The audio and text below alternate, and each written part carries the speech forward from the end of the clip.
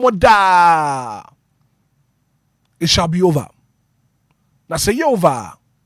You come out stronger, wiser, and victorious. And I betray the Amponyankopon won shroud. When you can see it. One more kuma swadi nina embremo and famam. Adominati. Amen. 18 minutes after 6 a.m. here. You're from a Hitman. From a Black Wabana. Marching. If you believe it.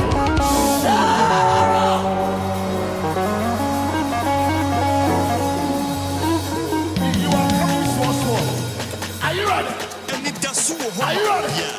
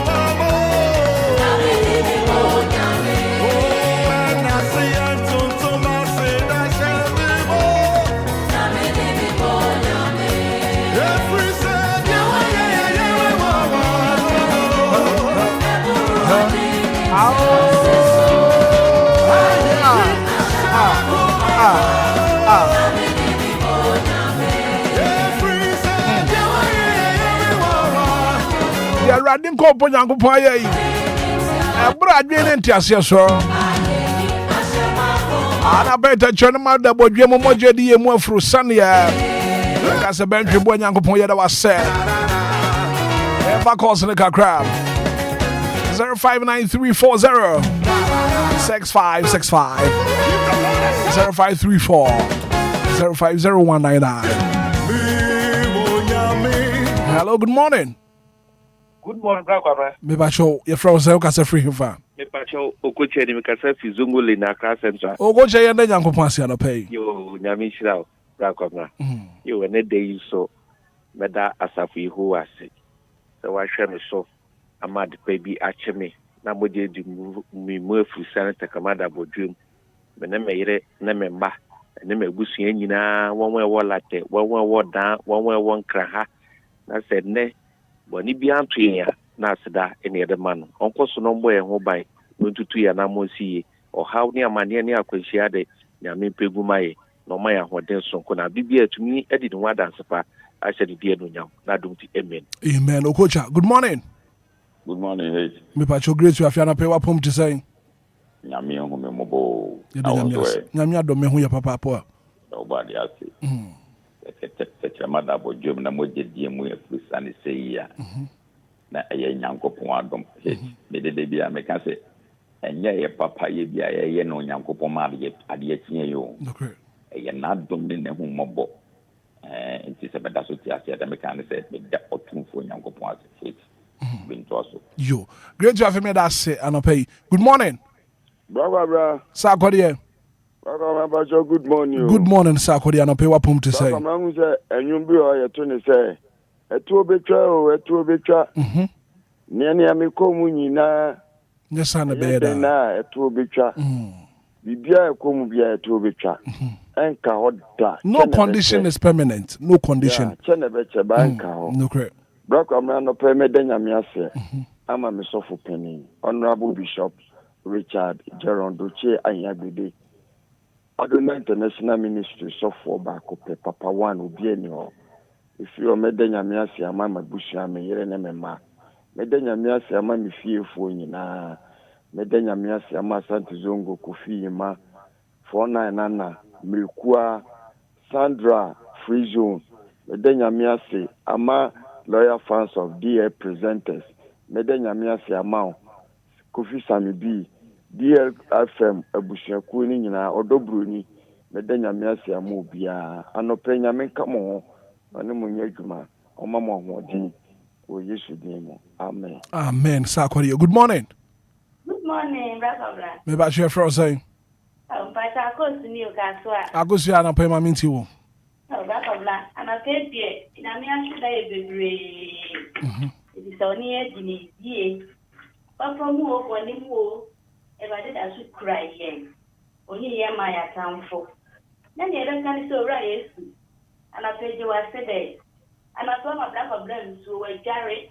There's an enemy, and I finish on Facebook. In my bedroom. A rather wardrobe, and we were more broke.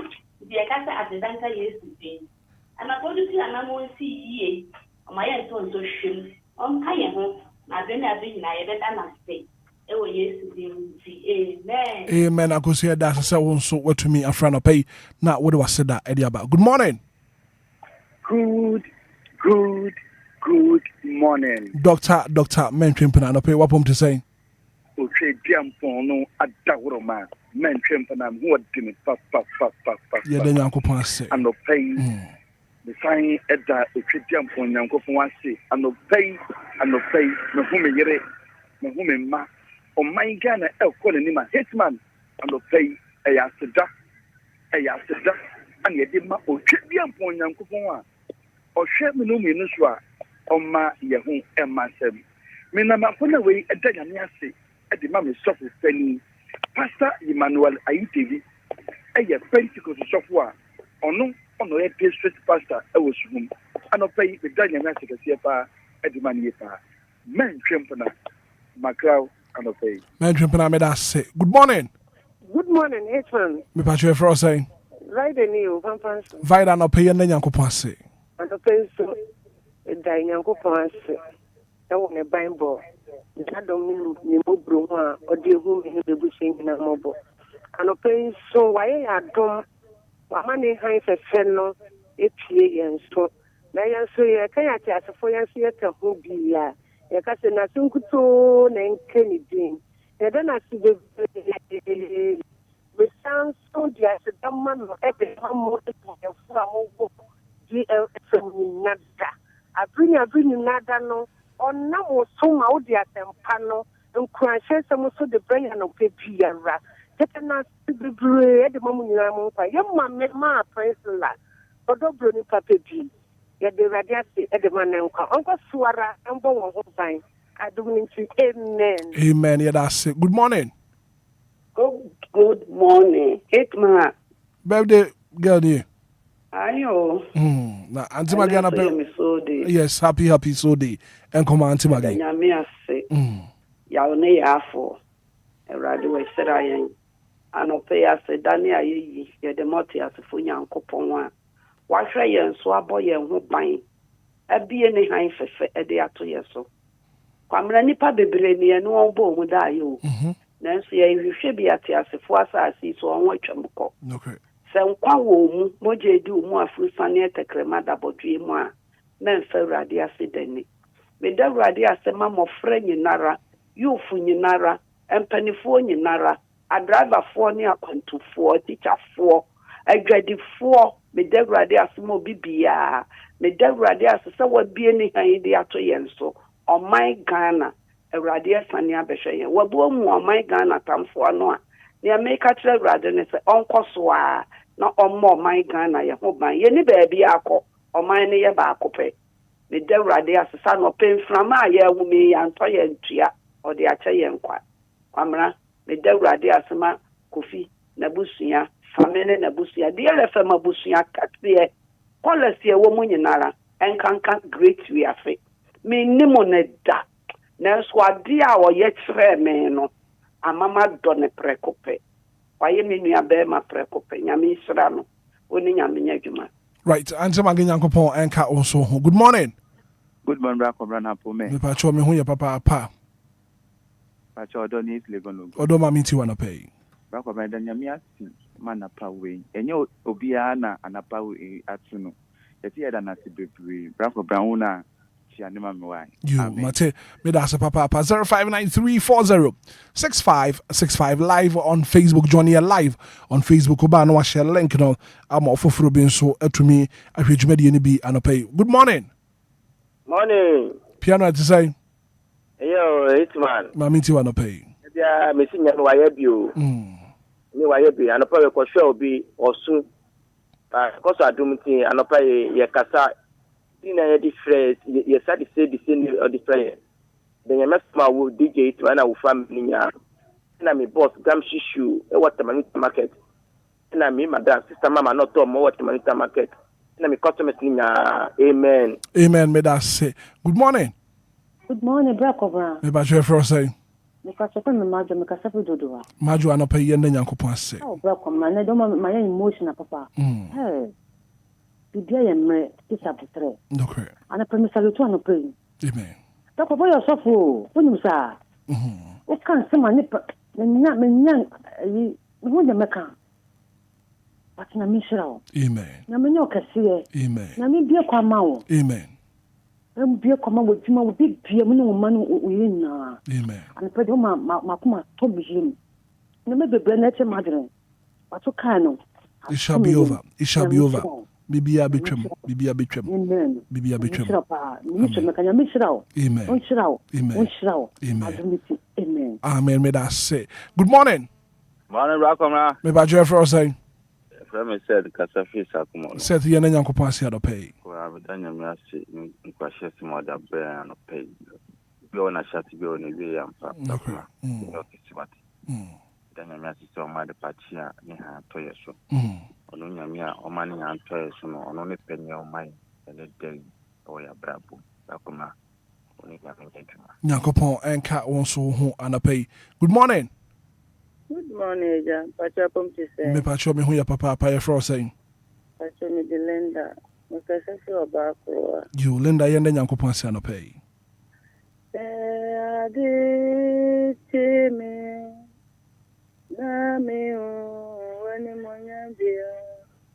Me de wanu beta se evade wa ya de. Dade pati me na me o wani monya dia. Me de manu beta se evade wa ya de.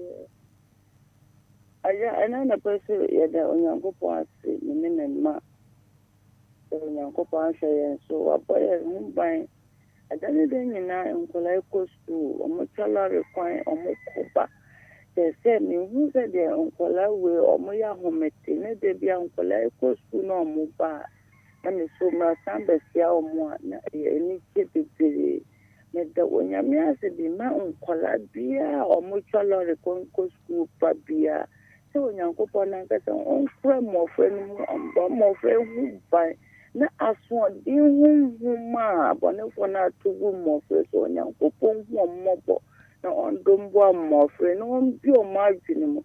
And then I better say, I don't know why you want to meet. Amen. Amen. Good morning. Good morning, Backwabra. Mrs. Mintana, pay what to say.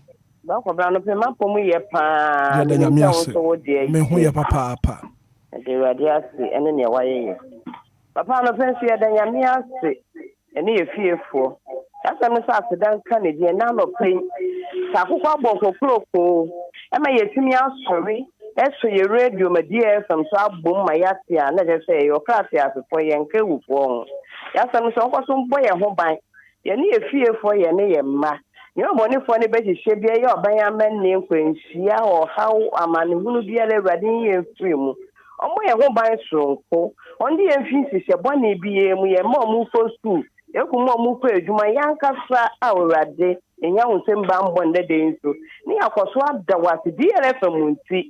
Yan kanya nun tumo wasa da hoda ye refi ehun pa omunya bom pampana na ya fa ye we ye ko na ye da wase papa koso de de tata akwabra anopo ni amede wae so me de maka chiro say emrepemu no wanka sa obehu ni a ewrade peso de wo ye enti ye kan bebre ya ebe waso ketene intino ye jemu say ewrade ombie ni opeso de wo ye so nkyira wankasa na di ho adanse ewrade ko so mbo ho ba woni hufiefo nyina ka wutumi je wo fie to ho na obesha afoforo nkran ewrade nka mo ho timu anopa mu ye adwuma ewia mu ye adwuma nyuma mu ye adwuma ewrade ya bambofo ma mo anopa mi chia loyal fans of DL presented ye chema ba kope and now no permission baby reverend baby I will be a nyamin count on board ho by nenne baby I will be a nyamin count for night Michelle baby oh Mr. Sako dear me am back kudo nyame on count ho e we yesu bi mu amen amen Mrs. Minta. Good morning. Good morning, Hitman. Baba cho ye fro say no pay ana pay so Kristo adom pa boni afeye me hu ye pa na mo so en na me adom ye hu ye papa pa ma minti o amen. Ano pay so Kristo ay madom na adom tekra madam abu gembo jeli bi afisa ya amba ka kire kwidi apom basa ya adom ne se meda nase ano pay meda nase ma wi asman ni o manga na o man pehene ena na abu afun me nyina meda nase ma DLFM o far bai oni na adwuma ya fa Hitman sami bi mu nyina maka amen amen meda sasa wonso watumi afre ene anapay. Good morning. Bidia Matio. Asante Zongo. Papa. Anapay ene nyankopon ase. Ayo. Matio nke die yaza safu hu anu. Waye ni nyina ma yen. Eti me ne me yire me ma me nananom. Ni aka ne se Ghana bofo pay. Aye nka udi o na se nka udi aja. Amen. Amen. Asante Zongo. Thank you so much. Sa wonso wafra no pay na wo de waseda. Wo de aba. Good morning. Good morning, Hitman. Me ba joko fi man apay wa bom to say. I'm here to move up because I'm passionate also. Me so me hu ye papa ye na nyame ase. The babo aden and kopasi. On the shares of panel and the bamboo they are sharing. The dana say, Emma Yawada for you now, precious fans of DL. And a DLFM Collect Association, Yawada for a woman now. Any Yawada near your friend Doraya, Ejeweji, any Yamami Antimagi, Mida, Amunkwa, any Amabra was. Besides Yamiasi, Emma, your sister Sandra, or Tema Prison, Enquires and Bravo, Hitman. Kofi Manyankopon enka won so ho ene anapay. Good morning. Good morning, Daddy. Me bacho. Me hu ya papa apa na ye fro say. You mama nti wana pay anti comfort. Anapay to ye that Christmas. So what man had the papa class and see again. Ene ya ho de ya na do. Me that mama be ti yan kwa mama nana masti. Any year pastor, I want to jubilee. Because the moment now, as a comedian, because the money here, that means I say, Emma wants to walk as a amen. Me that's sa wonso to me afre anapay Oscar edu Oscar 1313 anapay. I say I thank God for my life. You are doing a good job. God bless you. Oscar 1313 message anapay wadi abanono Oscar 1313 o say anapay wada nyankopon se papa apa Emanenkwa Nebusu nyina live on Facebook and Oscar. And the message we about Obed Asamoah, taxi driver from Tema Newtown. Also good morning, Brakwabenam. I thank God for my life and that of my family. Obed Asamoah messenger. What you about and pay Janet so what live on Facebook and a says I hope you're doing well, PC Kwabenam. Patcho me who papa. I thank God for my life today. Amen and amen. Pakwasi Eddie Free, Tema Community 2, and the buyer. And the paper Pakwasi say, what then Yankopon say, Ruth Echan Yabua, or say good morning, me heard you in the live from Canada, and I pay me then Yankopon say papa in Chakasia and Koma or Dobroni. Good morning. Hello, good morning. Me ba Jeff Ross saying. Pastor friend Sandra, my first sister Mafuzo. Sandra Maminti wanna pay. Pastor no face me dan Yankopon ase. I want the bamba no share so far. Or they are me name obusia. And I do mun na ya for die or ma the party. The shamada but do not so much di emo fusania. Then ya so dan kwan e de man and dan of free. But then I ase e de my ma me odobro ni mba ni na busia ni. DL edimaya fo amwo ho ni na obia ni na busia. Any DL fan class ahodo ni na me dan me ase e de ma member bia ene na busia. Nyankopon enka onso ho chief or say boapia no pay so what nyankopon ase won na busu asante nyina titu enkoma nemba aseda or say boapia insure say boapia mo Lutheran school e wotema anopay mo papa se nyankopon won kam ho won bom ho ban won bie mo adwemo na fe won mo makoma so ade nyina embrem chief or say boapia messenger what the ba anopay no mache ye jo apomwe me pa cho me ho ye papa pa ye frozen area mama pram area yankwe anope mi da nyankopon se e wa nyama nkese ofa wo so a o ka kire ya anope bia se mi ka je se dukweti ada be boaye e wa ya sori o anope mi da nyankopon se wa ma wa hodin a wo tumi abegina tena studio a wa kan sempa e de ahye yankran Nyankopon nye okasie. Amen. Saa so na mitu mebusu afo nyina de share adinsa anopen.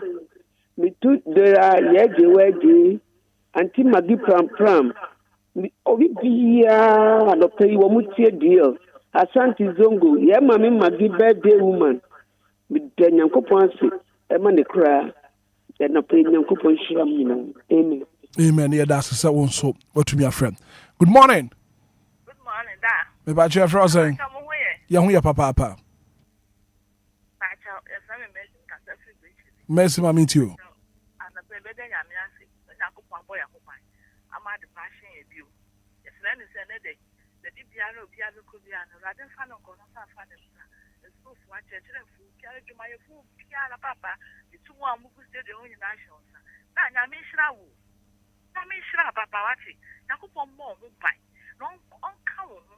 Juma uyeno yakupon emma unya okesidi papa emma ye wati na mi shrawo ana baby an kwa shawo de prayer papa mi febi na kamenya mo a kamini baby an oda yakupon shram na mi shrawo yele ne wo ma wati na mi shram mo amu odwuma mu nyina yakupon shram na mi shram on kam mo ba oyi mu fru matamfo nso yo tamfo nya wahihye bia yakupon bode ni fae da wase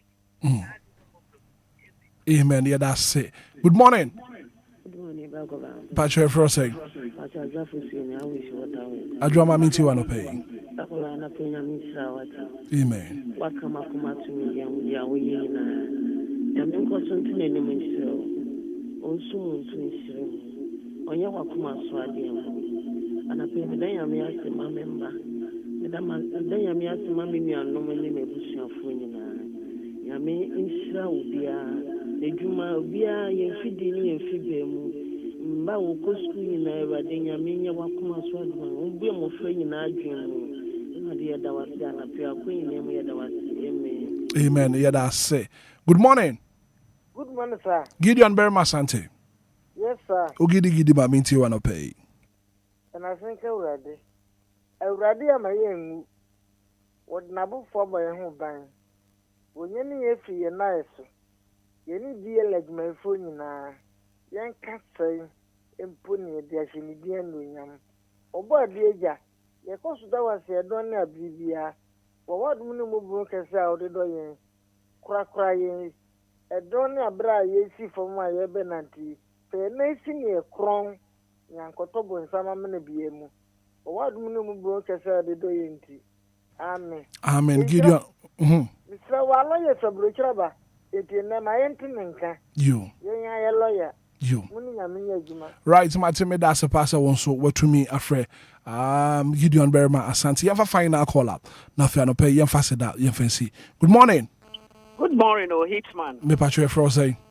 Me patcho ma Cassandra ni. Mama minti wa no pay. Yo, I no pay the obo de nyankopon ase. E wona doye ni mo brohu bibro de adon ye. Papa ye kase ye da wasi o ye da wasi. Ye da orade ase o ye mami odobru ni ma abrabom.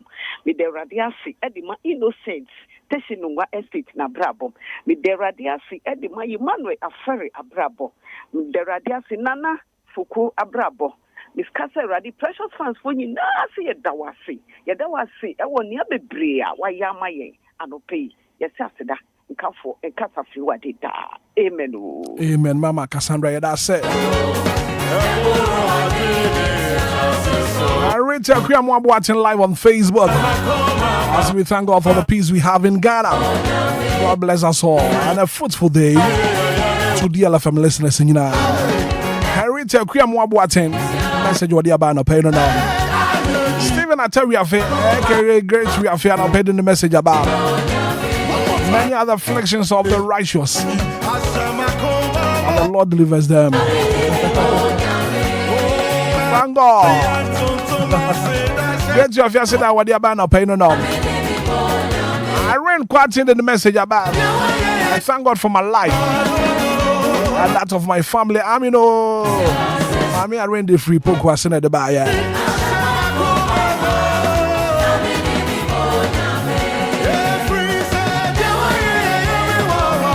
I pay you go 110 na sida.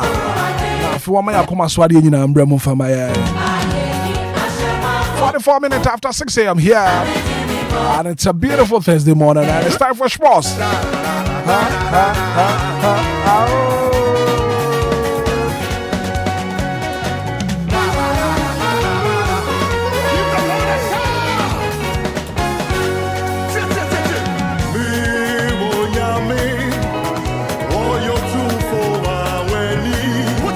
I pay Miss Macadu say, man, busy at Nasser. Man, I crab and I don't pay you. All the latest around the world of sports one from Brian pay.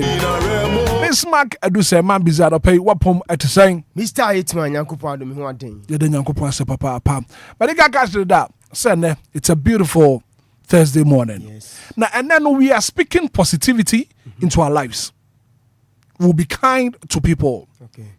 When we stay focused on our goals, meaning say good results ebeba e niam miensa ene ne ye wade ye de ye adwuma ye kan ye die agu ye braboso ye kan hirasem e de agu ye braboso menim wa wuti anope fanse se wo for din hye ho se me kwabena wa wuti no bodin hye ho yes bodin fa hye ho prophetic se me ene dey me Bismarck ubaba okra din kura de hye ho me kwaku nti wo so wa wuti no bodin fa hye ho Same na fasa wonsasi ubo say yedie ebeba mabrabo na wo ya sadie we nyina you need to be good to people. Okay, be kind to people. Be wosam ya doye. God loves a cheerful giver. Yes, nyankopon do bia wo bia ni nsem wo ya doye na fe dia wo ye no wo mo ni akoho wo ya sa enedei nyema papa beba wa brabom nti ho so de no why? Now, what I want to say, what I want you, pa. Say no games out do penalty ja. You say no offense so to me piano. Now, go for so frefre. Imagine say busu penny no offense so betu me abo. Busu penny FC ni wa FC. Nkasa game no nke be kaka. Be dress the pa. Maybe anka FIFA bet me consider na no I getting razor for the World Cup. Nke be nice match pa. The way anka fans be kwa hwe side. Tupac FC versus FC. Now we one anka be winning. Mohwe head to head up. One hwe wofa betumi awini. Because the way was springy up. Offer to me spring up. O ma renye izo. Offer to me spring up. Na fe bo no kura wasan head aka ho. Abusapani en spring up. Dabi. Me akro uniform. Offer form na no odi. Abusapani say you two and pack. But wofa no what to me spring up. Na fe bo no kura wasan head aka ho. Abusuan de na Hausa. kai komi kai kwana ena busa pen be offer di ono ago promo no no di ago abusa ayi offer di ago so bobo now to me spring it up now sanso samba back na boy no kra wo head ayi offer a champion oba ana pe wa pom design mon spring it up now fe mon samba back as I said ya madin kunim boy no kra ma head ma she go mun ka she go as a offer she go no supporters na hu so offer na ka chop say ma she go ti mo monje me so say go almost Jesus say go for spring up. One thing is baby I know offer down na supporters do na we dey say adine offside offer say obetumi offside now you speed I know offer what defenders you nyina no ko gina goalkeeper yani no wa spring up no head asha Obia mi say bon yanje na so offer still offer say wa she go ntu Obia nka se go ana mo so kan go get you offer chi celebrate here a few moments offer na die ya wo won na yi offer da ba asama offer say wan kan ye kura I say interesting pa but say bibi aboko dia and when UEFA Champions League interesting results and a buy and people got disappointed and Manchester City nanko fododo na wa rehemu say at least walk Banabao no walk akwa bibi sonko but want to me perform Pep Amayati say about Champions League no share club like Real Madrid. He doesn't have a stand. What you fan bossa? What you fan? Abalo coach be our manager 3-0 on first half grab. And then Vinicius ne say step penalty and care 4. Now Mr. Hitman me na me interest with Chelsea ne Paris Saint-Germain. PSG match. Yes. I feel better 20. Na no like you say one funny tenant so. Kabana wa bonje sakura. I'm watching and kababa ne be. 5-2. Cool.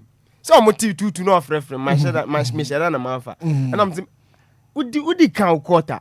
Enti na nwumre me share fiba. Na ma wiwi. Ye be wiwi. Right. Lumba ensupa adaroma. Adopa ya gudie munsam aye krado hyehyehye. Mambi ze ubrenie yenkoi. Right, Tebusiano pay me more team or quaba coins and coso crammer deal 106.9 mega so Emerson yada good moon semeba sumu jumedi kese is weno Anidaso Wɔhɔ jumedi asujwa what a godfather Mr. Hitman cannot pay what thing come I say free chichine benchomo one two money te jumedi na say come here say Mr. Hitman beya and ka obetimi ati sorry crown is say son of bia medical di come at some motivation me patron crown simo anyway and sweat me at the broadcast of the case no Mpempi e kon kentiano enso nkoma akra afi obaidi nyina so somo e wo dwumadi enso no pa show no e twagu live on Facebook capital D capital 106.9 images audio videos audio reactions audio nyina no me pancho pani e friends DJ Omayo power to the bumper opani we abrano brand bia medino komo wo fra chichi ne benche enso timi e be join team no enso e wade e kan se MCR images audio nyina timi piapia na enso a wo join show no live on Facebook e gbokra ene ade e kan Timiato Jumedi and Suyan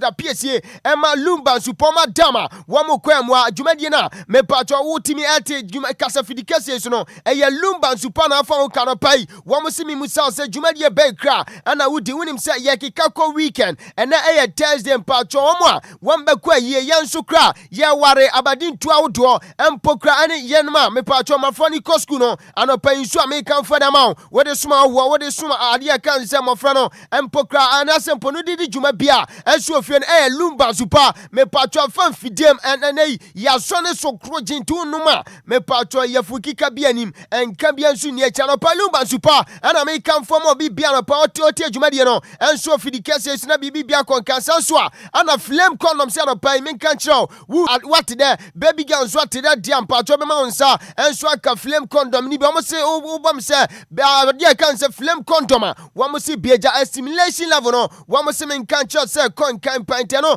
ene enkomo akrefi oba ma dama yesin konwa se da gude mu sam no enso e ba asujwa e hase a fly number dia 1069 konfirma so amana ne nkomo later sinyina no yede nyina so sumo dwumadi enso woti Mr. Hitman Godfather son no so din komo enra me patro UEFA Champions League matches awdo etoja yede results nyina so somo na ukopiema Bay Arena e wona Bayern of Liverpool trafie ene club e friends Arsenal wo mo so akoti Obia enso etimi nyoko e kane baku ni ma brantia ye friend say Robert Andrich one enya first goal no enso sagenu edema Bino for Leverkusen sago no enso ba under 40 minutes ana brantia friend say Kai Havertz enso etimi enya equalizer no on the 89th minute game no ana sempo goal no na ye penalty ana brantia friend say Kai Havertz enso etimi converting e kama ema bibi bia konkel sa game ni mu yedin komodo na so somo he wo dwumadi ensina kopiem enso no way me patro stadium ye friend say Asmira Stadium I want a Bodo Glimt enso echi club friend say Sporting CP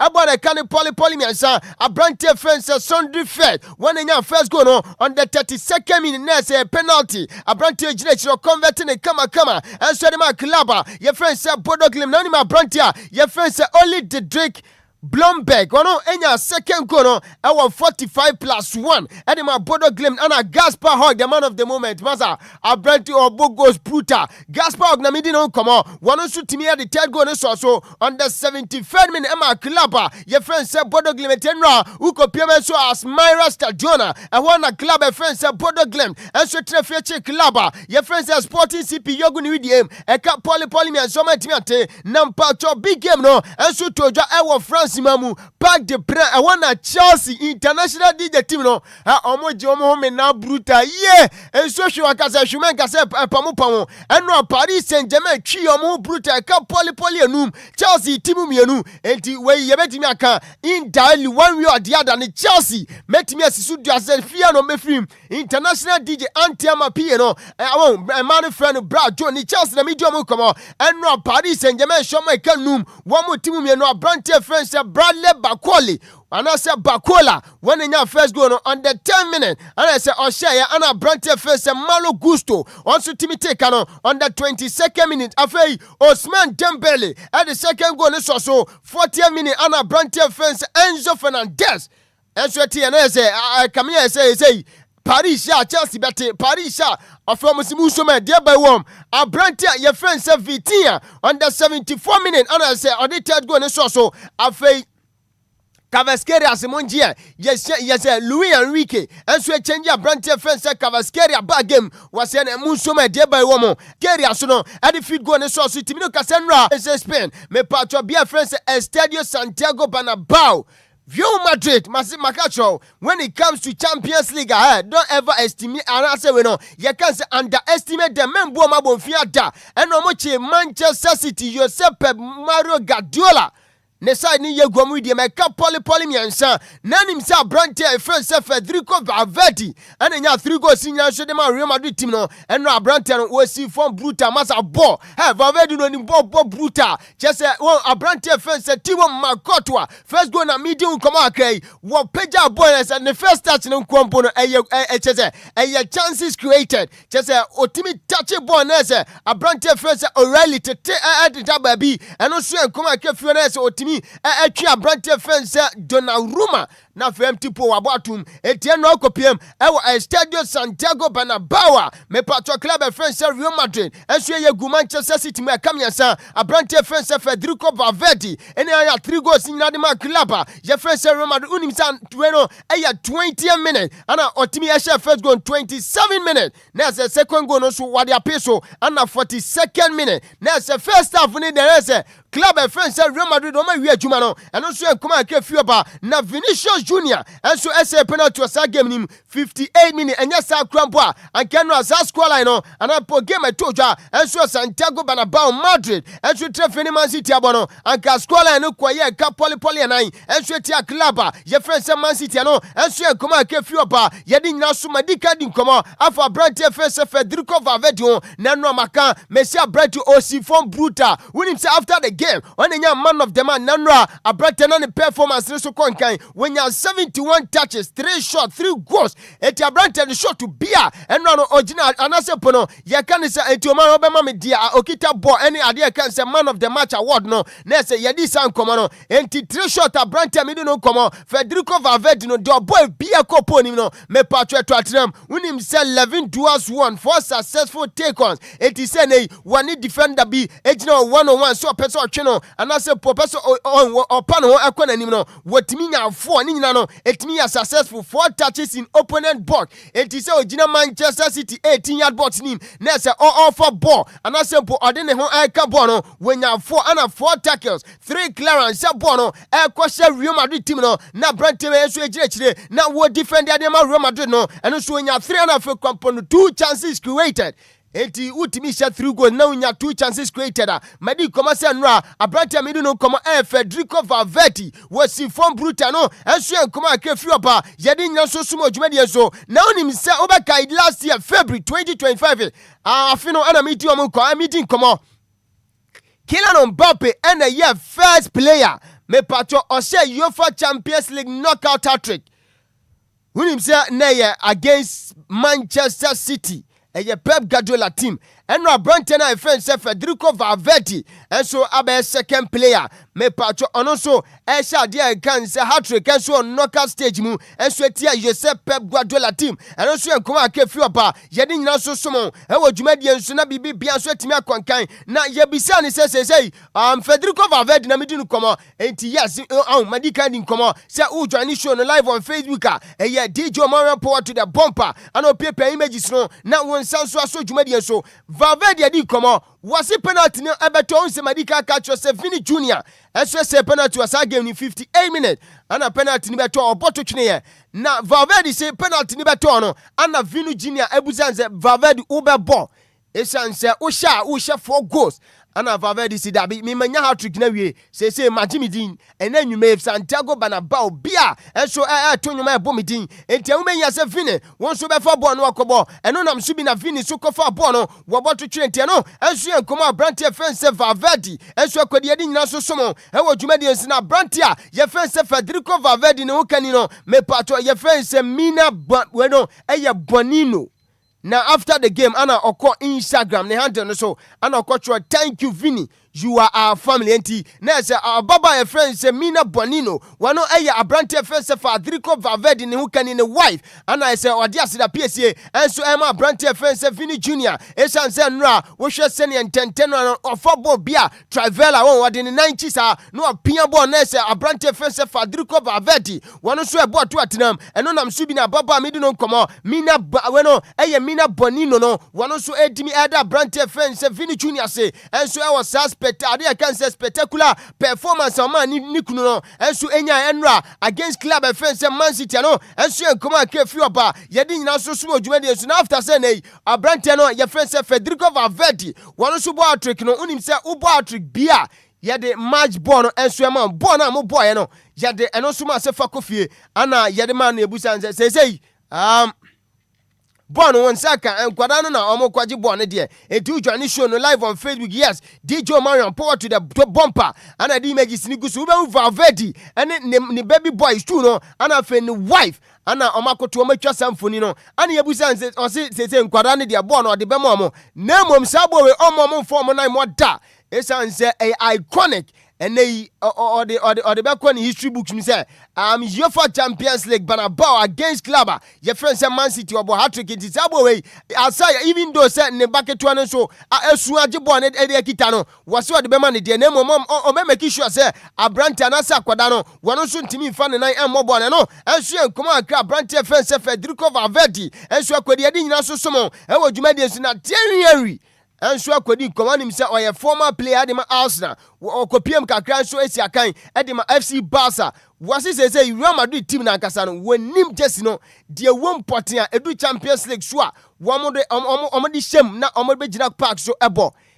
esan say Madrid team no ombetimi abo ahwie wa La Liga nimu pa na so ombepiem wo Champions League na say masa asenya Real Madrid wey ana say Real Madrid team wey ana omuhwie o Champions League nim wasi ono osusu se bibi ewo Madrid just nim esan every time be a players wey enso be she Madrid just white no na se omakopiem o UEFA Champions League fixture biam no kamia se ase bibi stronko hom stronko kra ana eno su timi be she players nim na wasi ogidie sempo enai wotimi nya Real Madrid just ni bi sha wano ne tinu na apa no won ne tinu on se Sakura etu join show no live on Facebook aben wo pan na me di no komo Thierry Henry ana odi san komo no wo so ogide se na wonya Real Madrid jersey ni bi sha empo ne tinu ho na apa no krampo na nyi ni be start aba eno so yan komo akra wo pan na efen se Thierry Henry so akodi adi nyina so somo e wo dwumadi ensu na nra kopiem e wo Estadio Santiago Bernabéu me pacho Madrid former coach Zinedine Zidane na say or stadium or enti all the video na to so na wa mi utini adi nkomo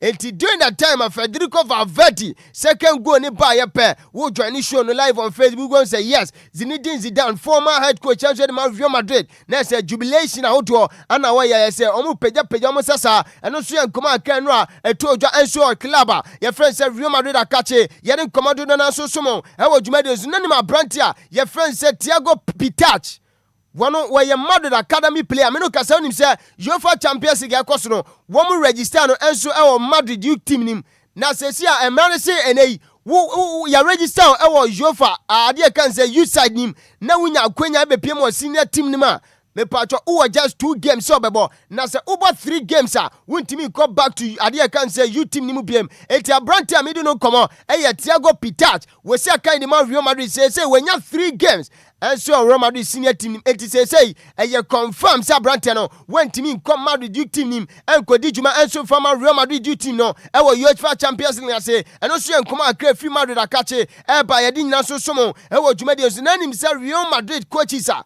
wo so timi agade ade kan say Madrid team no na wo matimi ahyem opani offense Pep Guardiola team no e just 3 woni opani offense Jose Mourinho ana the Don Carlo Ancelotti ana nra opani offense Alvaro Abaloa enso etimi ya esa dwuma no enso enkoma akafi opa yedi nyina so sumo dwuma de so na kopiem UEFA Champions League no aso ya me pacho coacha wonu so walusu more number of games to club offense Real Madrid no Josep Mario Pep Guardiola wonu ni manager ese Madrid team no enso etimi achi ne side a wo ma hye ne panti e kame ese nei se Madrid enso ko hye club bia na se koba ne se Pep Guardiola na coach sa club na me pacho Madrid o munso esan se Guardiola dominim kwan a won be fa so ahye na no so eye kakra fi oba di nyina so somo e wo dwuma de zumadi card nkomo se Vini Junior enso ese penalty was again na wo dwane show live on Facebook after say obo penalty na to atwe no wo be say yes wa pagya ne nsabe nkum ne sa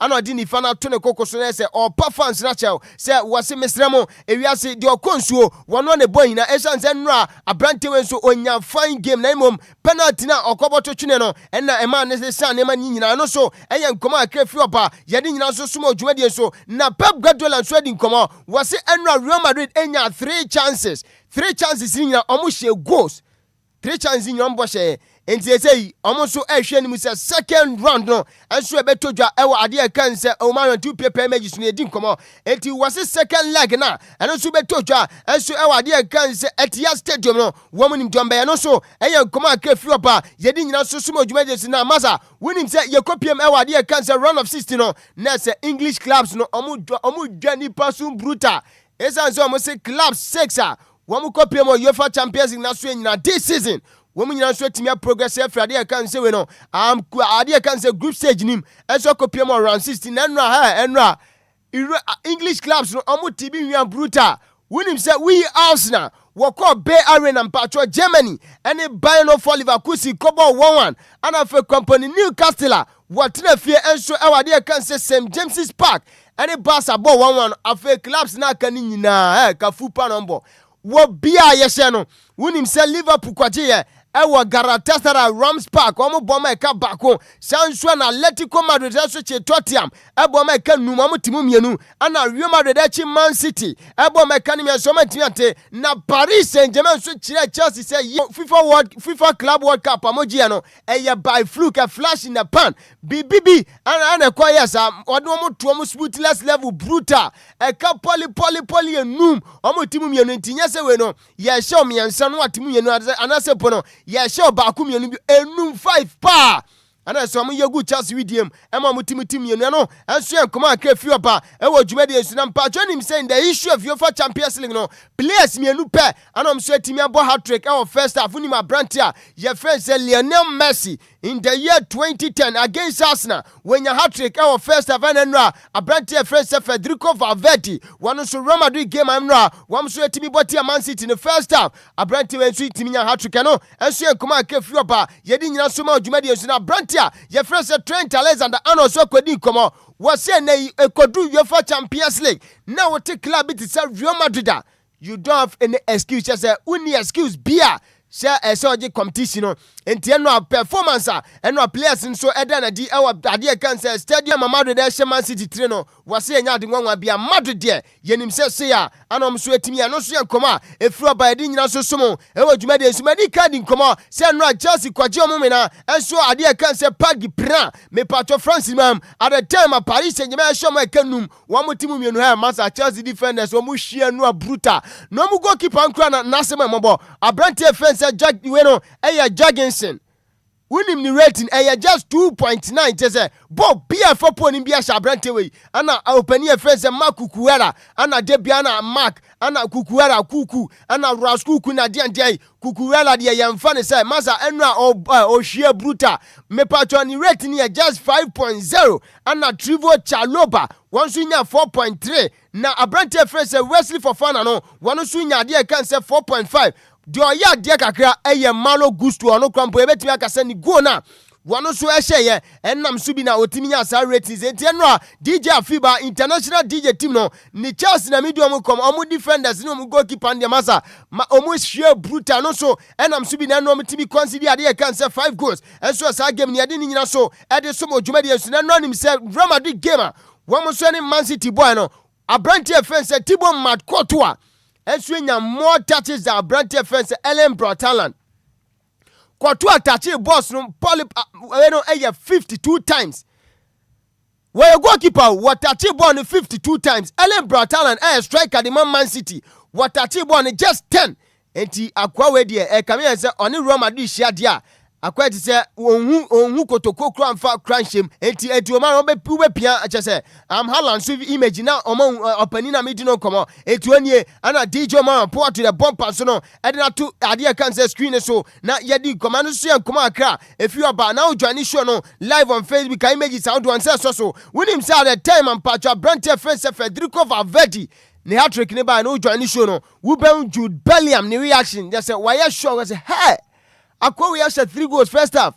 Federico Valverde and on the performance na top notch and so eyan koma akrefi opa yedi nyina so sumo dwumade so nanra ukopia mo Bay Arena medical din koma say Bayern no for Leverkusen any after game ni ande 1-1 anim say club ye friend say Bayern no for Leverkusen nya first goal no me patron set piece corner kick and I say omutimi boy a player ye friend say Robert Andre so pem to atrem na animo coach and I say opania ye friend say Gaspar Hormat one no head coach Adima Bayern for Leverkusen go ni buy pe and call Arsenal almost set piece taker no wopani e friend say Nicolas Jovanchen and as say me na me champion man me na me set pitch coach esan say Arsenal and Pepe no one of the set pieces and omutimi adikse go no so yankoma efi obadi nyina so ma na yetu apo enso amanane nkoma na yetu yesi form na yedi agudie mu nsama ba no yemfa last away enso ma Abrante friends no ni Madueke where you play the Arsenal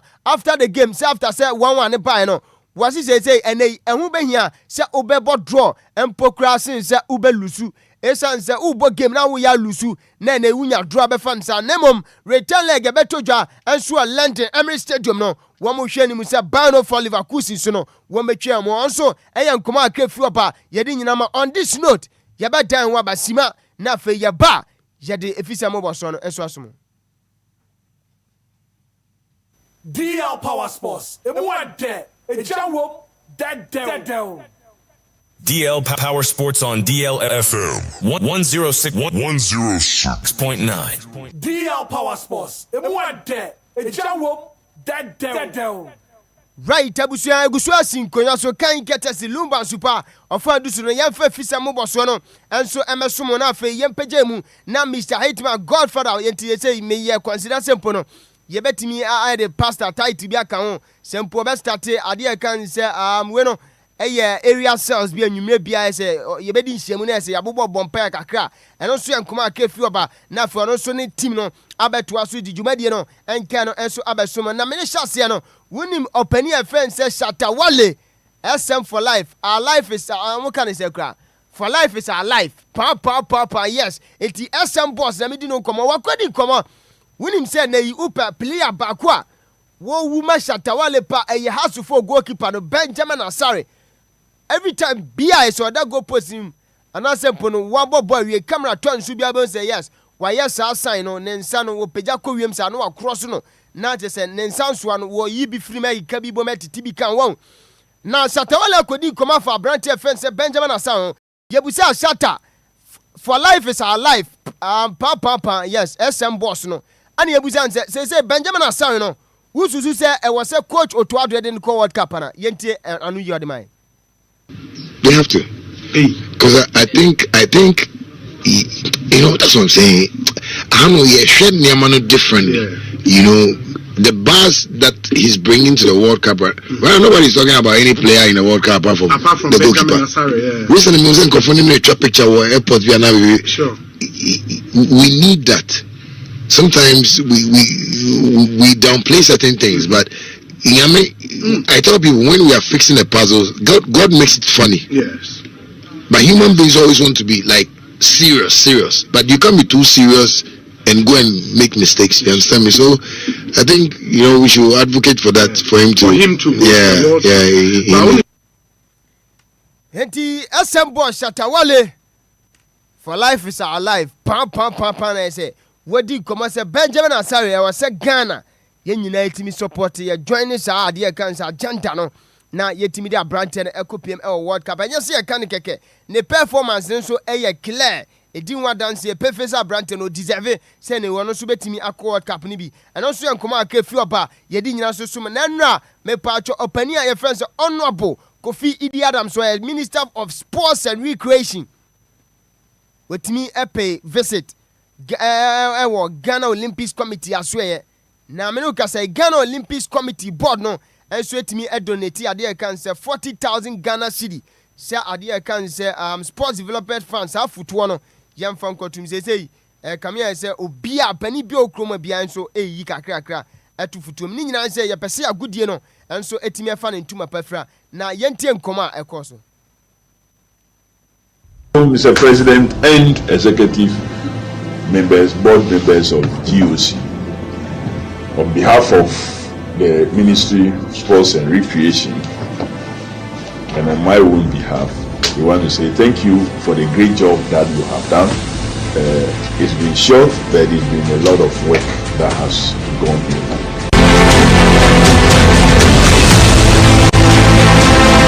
Prime Minister, the board members of the Ghana Olympic Committee, to show our commitment to the sports fight, from our own resources, we are making a token donation to the sports fight. Henti ano ane nkoma ano so ekoso at the time Honorable Minister Kofi Idi Adams, Sports and Recreation Minister no, and so ekosra ade kan say Ghana Olympics Committee. And so nkoma ano so twagui na ade nyina so esomo. Na ni ma branch a ye friend say Ajima Mpadu Sheyi. Oni bobo brutal obeka 2009 ewo Egypt World Cup final Ghana against Brazil.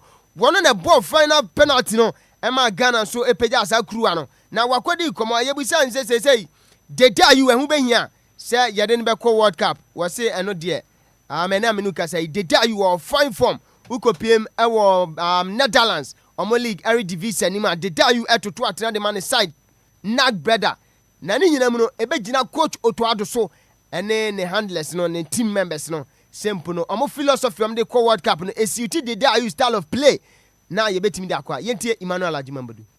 Normally, it depends on the coach, his philosophy, his ideas, and the kind of players he needs in the World Cup. As you mentioned, my brother Andre is doing very well. He's playing well. He's scoring goals. And if the coach thinks the philosophy and his game plan, he merits to be in the team, why not? He haven't stopped playing football.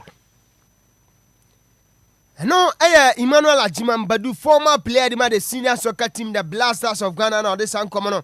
enso eja di nyina ma no e wo dwumadie so na ye to aso busa no sei e kama ye se Ghana no hawa ya na ye legends no titiri no omo blasters no adi dwuma abro mojani on edi omo kwato nsani ani ekonkoden ema Ghana timamufo yenso yetimi twimomome ento etimi nya nigye after say blasters ni bo game no omo be nya se ye be celebrate oma ana agema ba bi se enya compulsory na mom se oman ni consider se hu be nya se Obia wono so edi ni moja na sempo no wabri ni moja ni asom oman no sompa se ye be celebrate na anka enya ne bonus agema ba du asim. It will be a privilege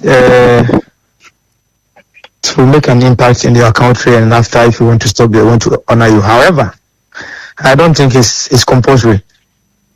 And as much, it will be an honor, it will be a privilege, it will be nice to finish your career with the national teams, and they want to honor you very well. It will be a privilege, but I don't think it's compulsory for the country to do that. If the country thinks they need, or the federation or whoever thinks, or the president or whoever thinks they need to honor them, I will support it 120%. But if they don't, I'm a footballer, I have done my job for my country. My job is done. I need to focus either on different thing or something else, or I will still be in football. Hello, Emmanuel Ajimampadu, and this house, someone and so as men command and Cadona, and so Mr. Hitman, Godfather Yatanase, and Opai, Jumadian in Kano, what the Ebetuas, and I may show you and cheer more thing, and my chief, I say, Boapia. And Opai Manyan and TSA with your chief, we have a brutal and Opai Yachow. Now for Oscar 13 moto. Onso wa gbogba Manyan and TSA were Bima, I say, oh no, boys no, Muti Jumadian, and I feel company, Henrita, Akria more boating, Ukopia more tema committee 8, and one on also able 20. Mrs. and I say, no, a sister Henrita, Akria more boating, fantastic good morning, and come on, Nafe, Sam J. Beckery, Mama Julie, and then Kenny, Mr. Ahene Afo.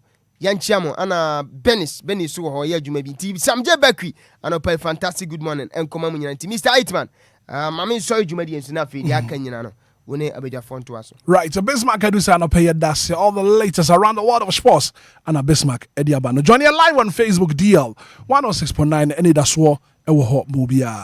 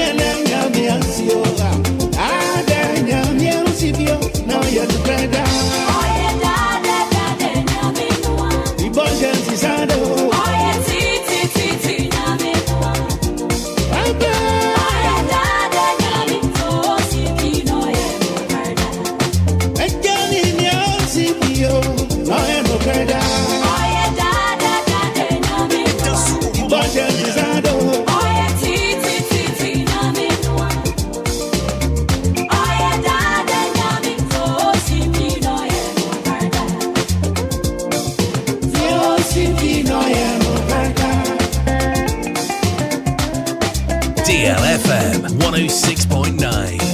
It's a brand new day. A time to tune in to your number one breakfast show.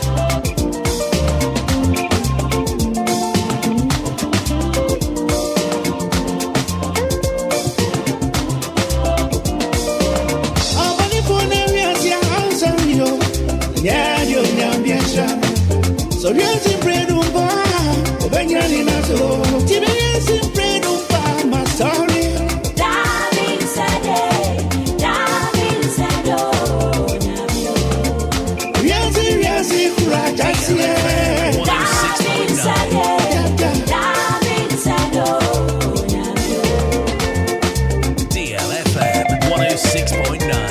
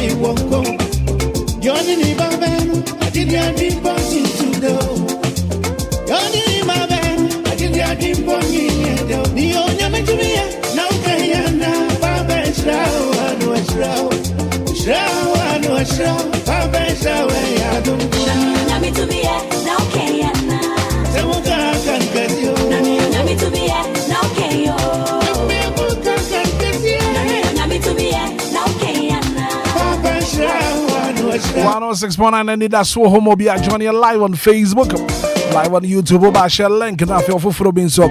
And to me, we ready to be an pay. Now coming up next on the show, may your stories making headlines and the national dailies go wakra tamo boss one and pay. And curating in Baba Bedra from the Daily Graphic to the Crusading guy. And curating.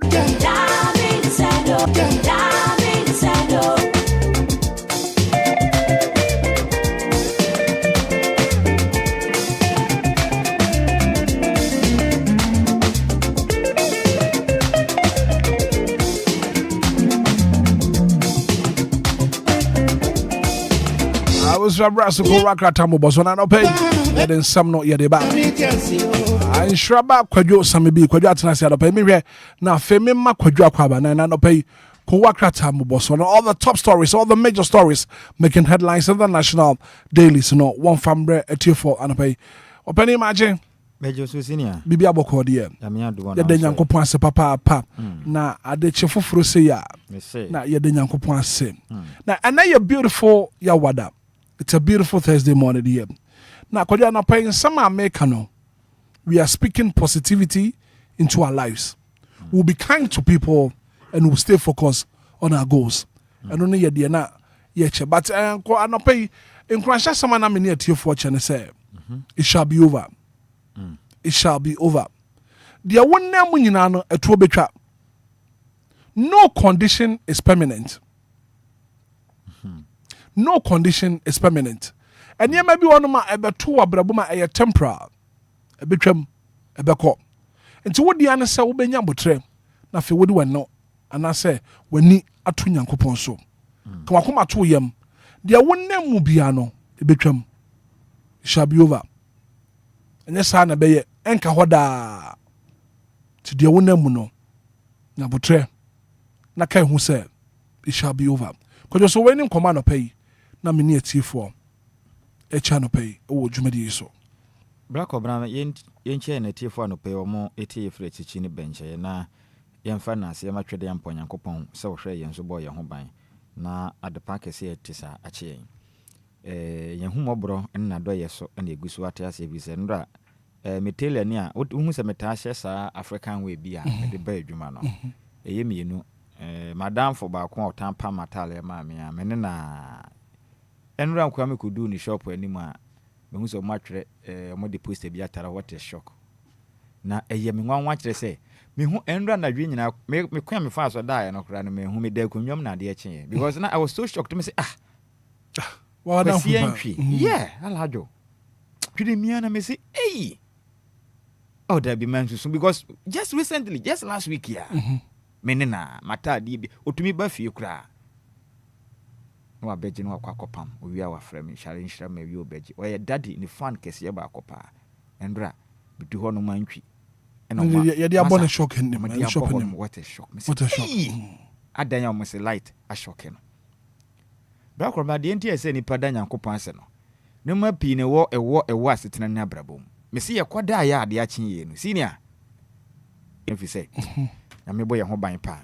I'm back to an open crash out the Ghana T4 and the kura woman nyina ne say bibia ne ho no ma eni ahyase ne ne awie ye ade bia e wa ahyase ne wa awie ye etina say de bia do tu tire mu say bra na wo bo no say na wu dida ede no e wo ba bia kopem ena wona ma ho kire mu ene wo ha bebrese mu nso ene so wo bia ya anase pempenso beka kodu a e ho ne besi enti de bia no se woda wokwa wo ba nyina no wodwen kɔ nkan nyina no na wo ma wani akɔ no ma ba ko mienu bi hu se wo tibia wo tim sese de nkyere se eya na wo beka me de bia meka adwuma ye yegusu aya wo yire ho na ye ni ya eno na de nam kakra de wo bɛkɔ ba bia bi kura na nka bi kura su se nka wunduro bra bia wo bɔ no wa wie ye Nyankopɔn kuto ne nim obi nim wa wie ye da enti wodi ane se wo bɛhyɛ wo ho den bebre na ba mabu enam tebi omuwom sese enti no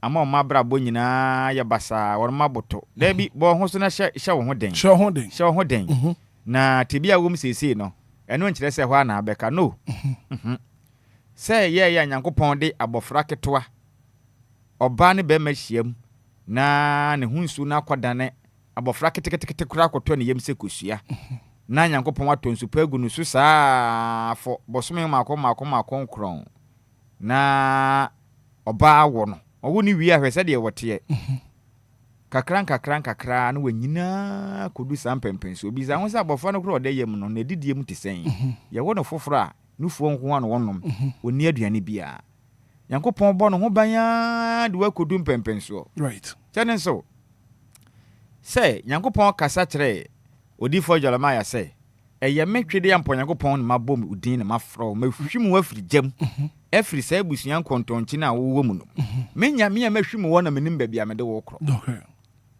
sa wo de wo obi ado ho to Nyankopɔn so na wo ma Nyankopɔn brabrabo no mu a tebia no asoɔkye ne bɛbɔ ahokyere bɛba ebedu ba bia hwase bɛbam ebedu ba bi no manyina bɛyɛ basa but that doesn't mean this abrabo na ba wie no eka ho Brakoro menka se menkyerɛ ye nuanu magidifo no pɛi emfa ho sɛ wokɔ wo yankramoni emfa ho sɛ wo ye kristeni anase wo gidie fufuru bi ne kura wo nyina ne sɛ braba na ye bɔ no obi ani ho a onfa nsonhwem anse wanya promotion in life no without test no there won't be promotion without examination yem promote you abrabo ne sa nete sɛ wo pɛsɛ wokɔ wani mu abrabo mu a agye ahwease ba ade abamubu wo ba na sɛ wutumi di so nkonim a ansa nkwanimu ne kan kɔ no waba nyame mu kura sa na wahyehye no okay pebre sa enti sa ne man ketenkete ne hyase sɛ bo abrabo mu ate sɛ hunu bibi sɛ no ne pa bi e wani mu eba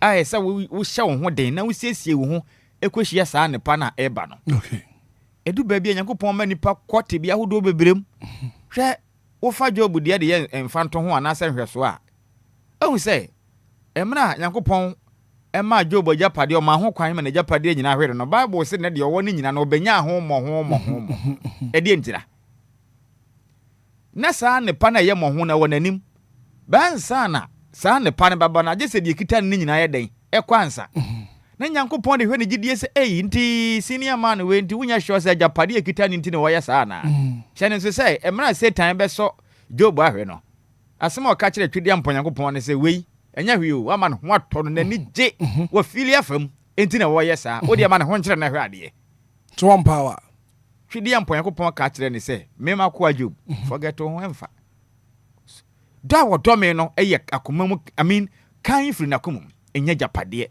ene bra kobra de na Satan amfa anya Job enti se wutumi kura mu diem e wo mra ho kyere ba ene obi ho kyere ne kakra wo ntumi gye wakoya bone na wafa ho adidi no enya sada aje okotwa nkontompo na wamane sa kwana no koso akura mu diem nyame siesie o ama mrepa bi wo wanim na sa mrepa na eba no se Nyankopɔn am wamfa nsa nso hwe ni mu a wama wanya wo sa test na God is preparing you. I'm telling you God is really preparing you se wanya wo sa ba bi tebia fofo na odo kom no uduru ho a wontumi nyina wona so ena sofo pi ahwe ase enam sikanti esan wa funti nyame de omo kwate bia foforo mbate nyame ma omo fanso hwe kakra bim womantu me ka say obi ye sofo a nyame na doma nka ode na ekosora ena Satan ede man bebre ba so no ma omo yiyi omo ho ba ye okọ cancer ba ko firi afam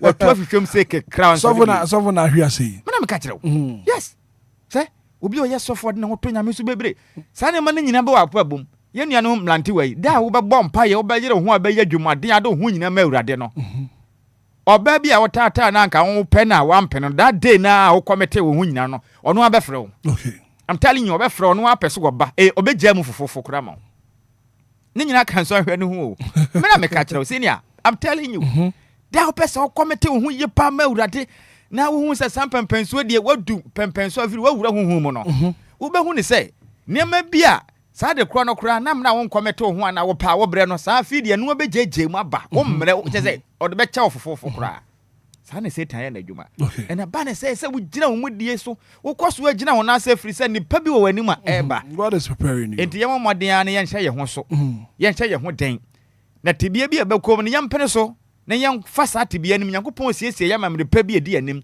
sente saa ne pese ye nya de den ko ade a be papa bi anyame siesie no bra kwabra ye nuru hoda kodon ka wo tumi kan Psalm 30 verse number 5 no e ma me anke bebo me papa Psalm 30 hwehwe kira kwan na kan Psalm 30 verse number 5 Johnny live on Facebook and apa minchia minua atadwe we comedian and apa wo hwe dwumadi na atadwe baby a wo bia no Nyankopɔn inshallah papa afi akunadu a Johnny ye na no pay afi akunadu special good morning and confirm so Johnny live on Facebook live on YouTube oba na won so wa join dwumadi no wo comment e dia to honom na afi ya jebre akenkama so kwadwo Psalm 30 verse 5 yan kan David nyom aduasa enum no wo kan no wasante twiri mo se na na bufu wo kyere kakra bi na doye de etena ho kyere sanka bre etena ho kyere sanka bre osu beso ya nadwo na ade akye a na anigye aba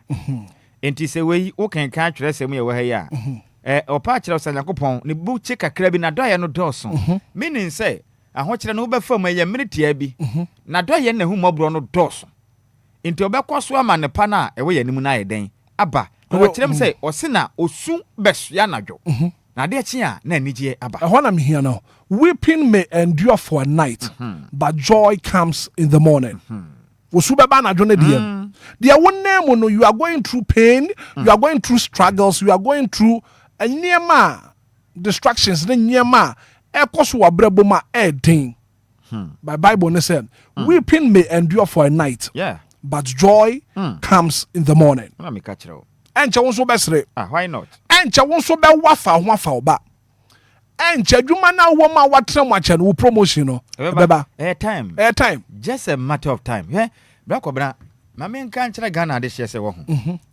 de bia menya kwanya me ka asem we one ye God feeling sure Nyankopɔn empeni say obenfo opese wo ye obi a wo ye obenfo a bibia ntumi hu a ade ba ko so pae no kuredie just be God feeling sure nyame sure twede ampo Nyankopɔn na di no kure se wutumi ye nema mienu we a bra kwabena forget it dia aka ne nyina ye nema bi a prepare wo be hye wo den ne de wakote bia foforo mu yen sure twede ampo Nyankopɔn a ye de ye ho ato no so no yen so ne mu ye ne yen suro no na yen nya no kuredifo tibia bia bekom bia gina mu die mu empaw nya ho achi enkoye se okotwitwa ntro no kura mu die mu na Nyankopɔn na nkasa wono nim de ye maye no frama no bebo na kobra obeji yen bibire ne nam ahodo mu obi wa na abusua kura po no ebi a ne maame ode ne ba asase su kura no kese etire din ne papa wo no one ne wa twi na bra bo nyina hye ne nsa medofo Bible say one twere yampo Nyankopɔn no ne wura mfi ni ma wo na mi hu o tire ni a onam na osresra de da eye den wo bekwate bi emu odin ba Nyankopɔn ma ankosre etu obetwa kwadwo ma me mbosa nwumwe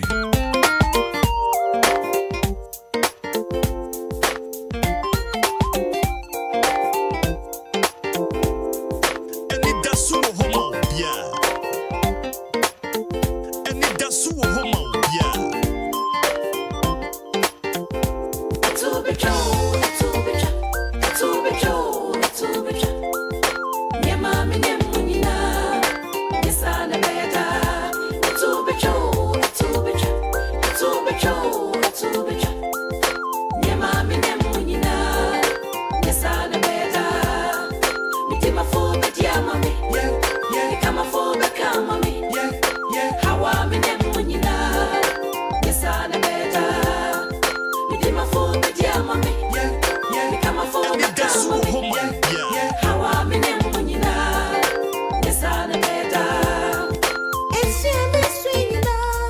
nti kwadwo anwumi utia ɔse ɛtoɔ ebetwa oh yeah bibia ne ho ɛto ntwa bibia wɔ ne brɛ sɛ de ɔsɛnkafo ka yɛ no sɛ bibia wɔ brɛ Nyankopɔn ahyɛ ma no wasase so wodi ane sɛ kura mudiem di nokorɛ na tutu bɔtene ne abrabɔ nyame a na ni kyini mia nyinaa no yɛkɔ a yɛbɛyi ɛnɛ ade akye yɛ nim deɛ wɔ yɛ nim nyame deɛ Nyankopɔn nim nti wodi ane sɛ just fa ho to ale nti no yɛ nyansabo akwa Nyankopɔn no ɔtena ase yenye ɔtena ase yenye yɛnya brɛ sɛ yɛ ɛnɛ ohu akyerɛkyerɛ deɛ nnɛ ɔyɛ ne kyena ɔyɛ no kyena Daddy Lumba edu baabi a na nwoma ka dem na twede ya mpɔ Nyankopɔn a onim de ɔde ne bɛyɛ daakye na wabɛyɛ agyedia ma wiase nyinaa no baabi a na wofire hwɛ baabi a Nyankopɔn de ne duruyɛ ɛwɔ abrabom yɛ wɔ abrɛmpɔn ne ade hye pii wɔ mayi mu a wɔde mu nyinaa bi a na wɔn du mpɛmpɛnsuo bi kura na wɔn expect wɔn bɛduru saa wɔn na ka kyerɛ sɛ mampanin kufoɔ na nkɔba bɛyɛ mampanin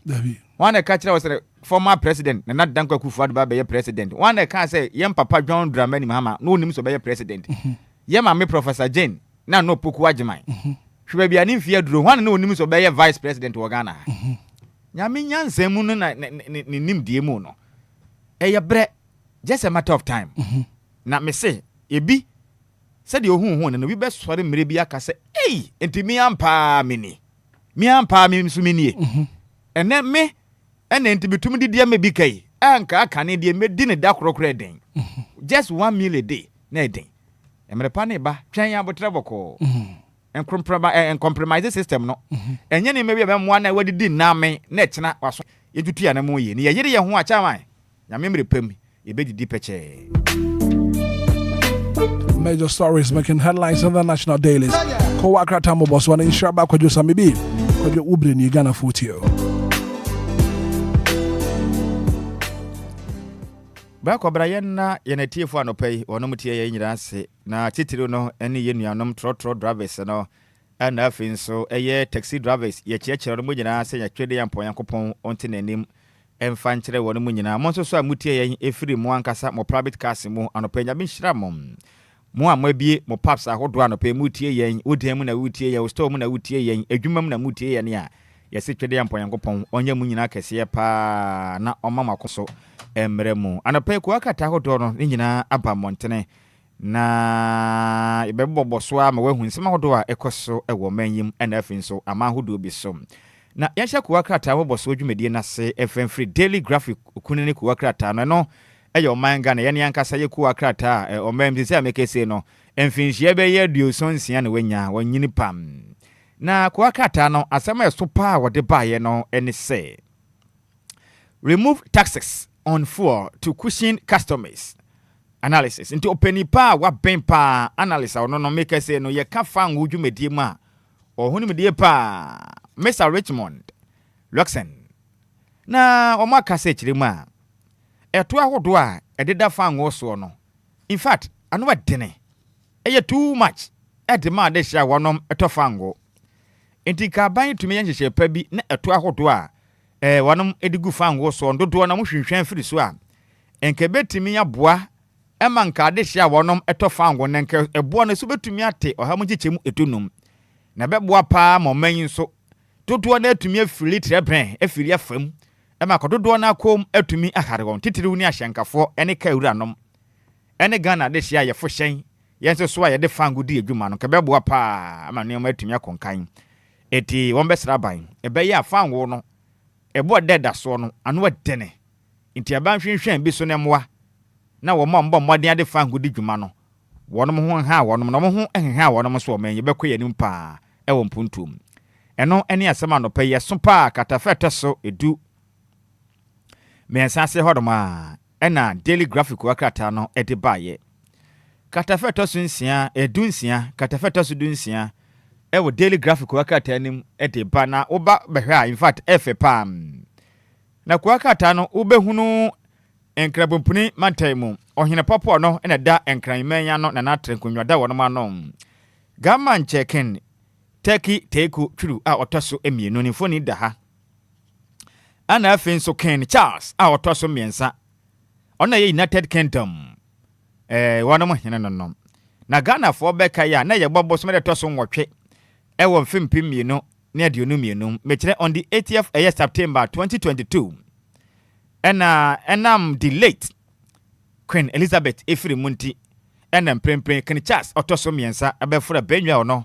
woye United Kingdom wanom eye ehene pon no na make say no Commonwealth dwumadie a esopa a ekoso United Kingdom no ena oman Ghana eye nkrabopurema ntemu ohene papo no ka biewom gaman check-in teki tru a otoso emiona kupie mu a endrada ehoye de pa adwumadi no mahyehyehye so Commonwealth dwumadie no mo pa ho ntoma bibia dedin nti ba ko akatena obehunu eye nkrabopurema ntemu ohene papo yam papa yade nyina teku tru otoso mieno ene Ken Charles otoso miensa hyiemu a efe pa omode ho dwumadie ni nyina no ho foni nyina no wonom ede aba efe pa nti ye nana yade nyina Ken teku tru otoso mieno kabopune mantemu ohine popro nana wonkwaso nyame enhyira pa so wakotiga nanim ewo United Kingdom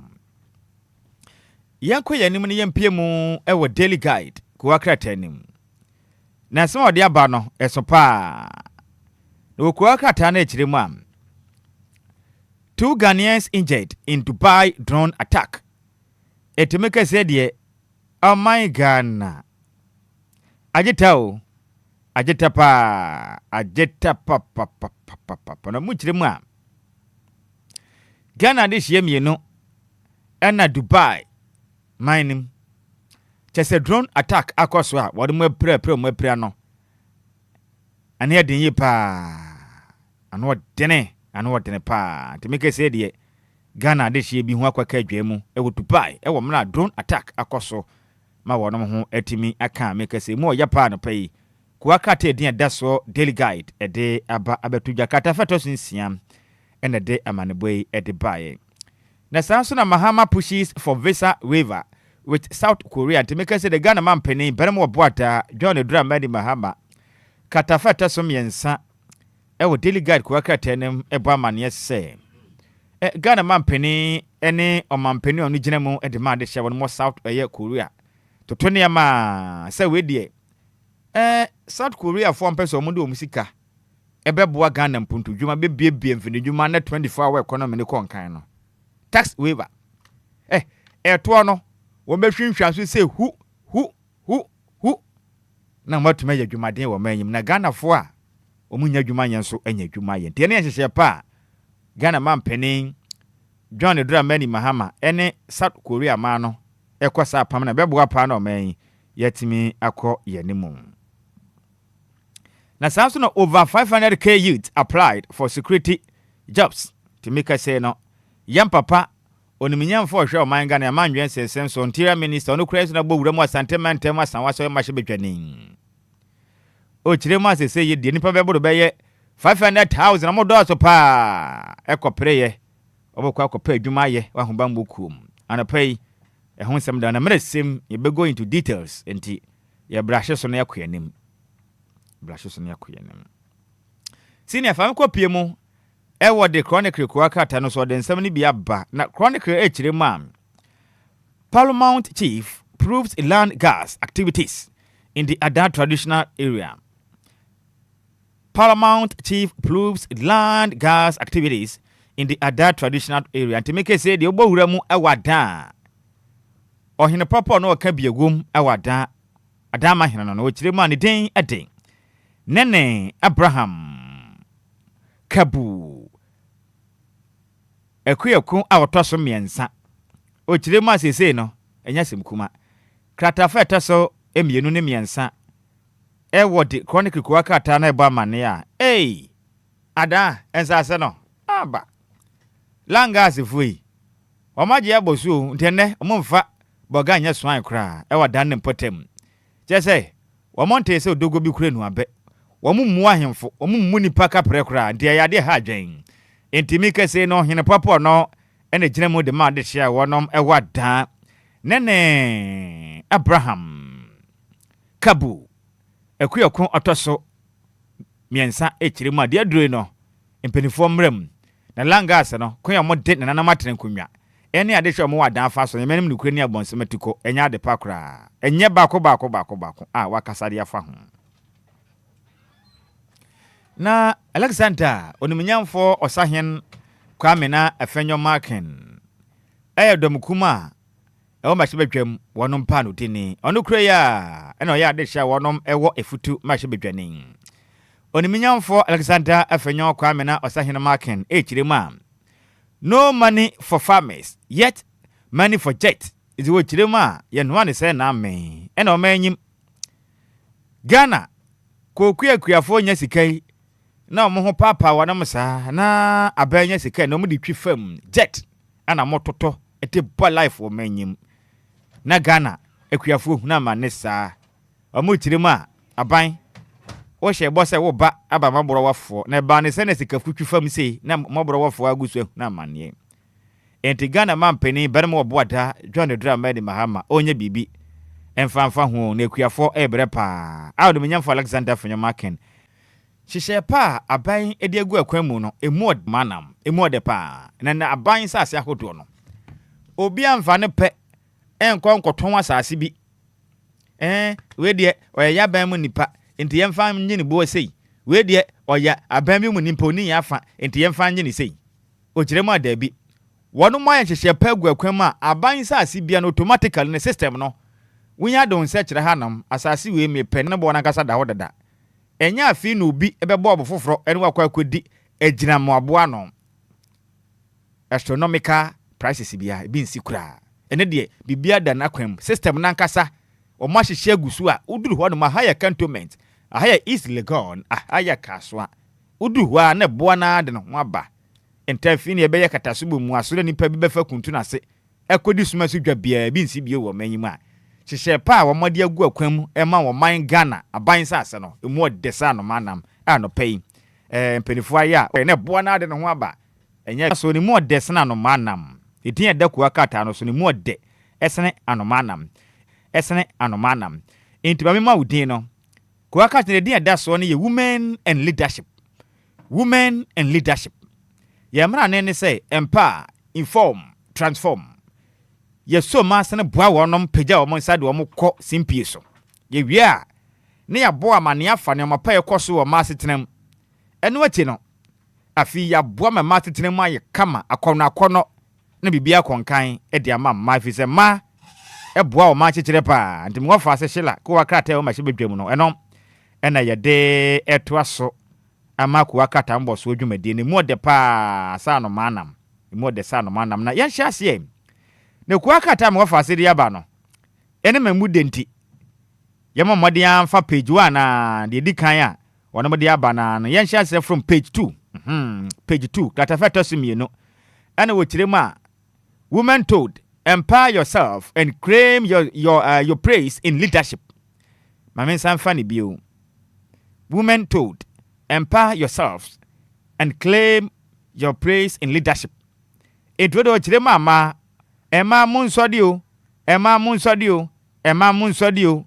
na mun kofa mu dibre eno ya kenie dibra twide yampo yanko pode adom no mun kofa na mun fa nya dwumaden na o men yanko ye no mefise ma modie ene yetie na nyina ne say members of parliament and the ladies in parliamentary service etwenity ya kan say lips wono mabo modien aden sempa guakwam ekiremu am Wamob time pampe se primen ya wem.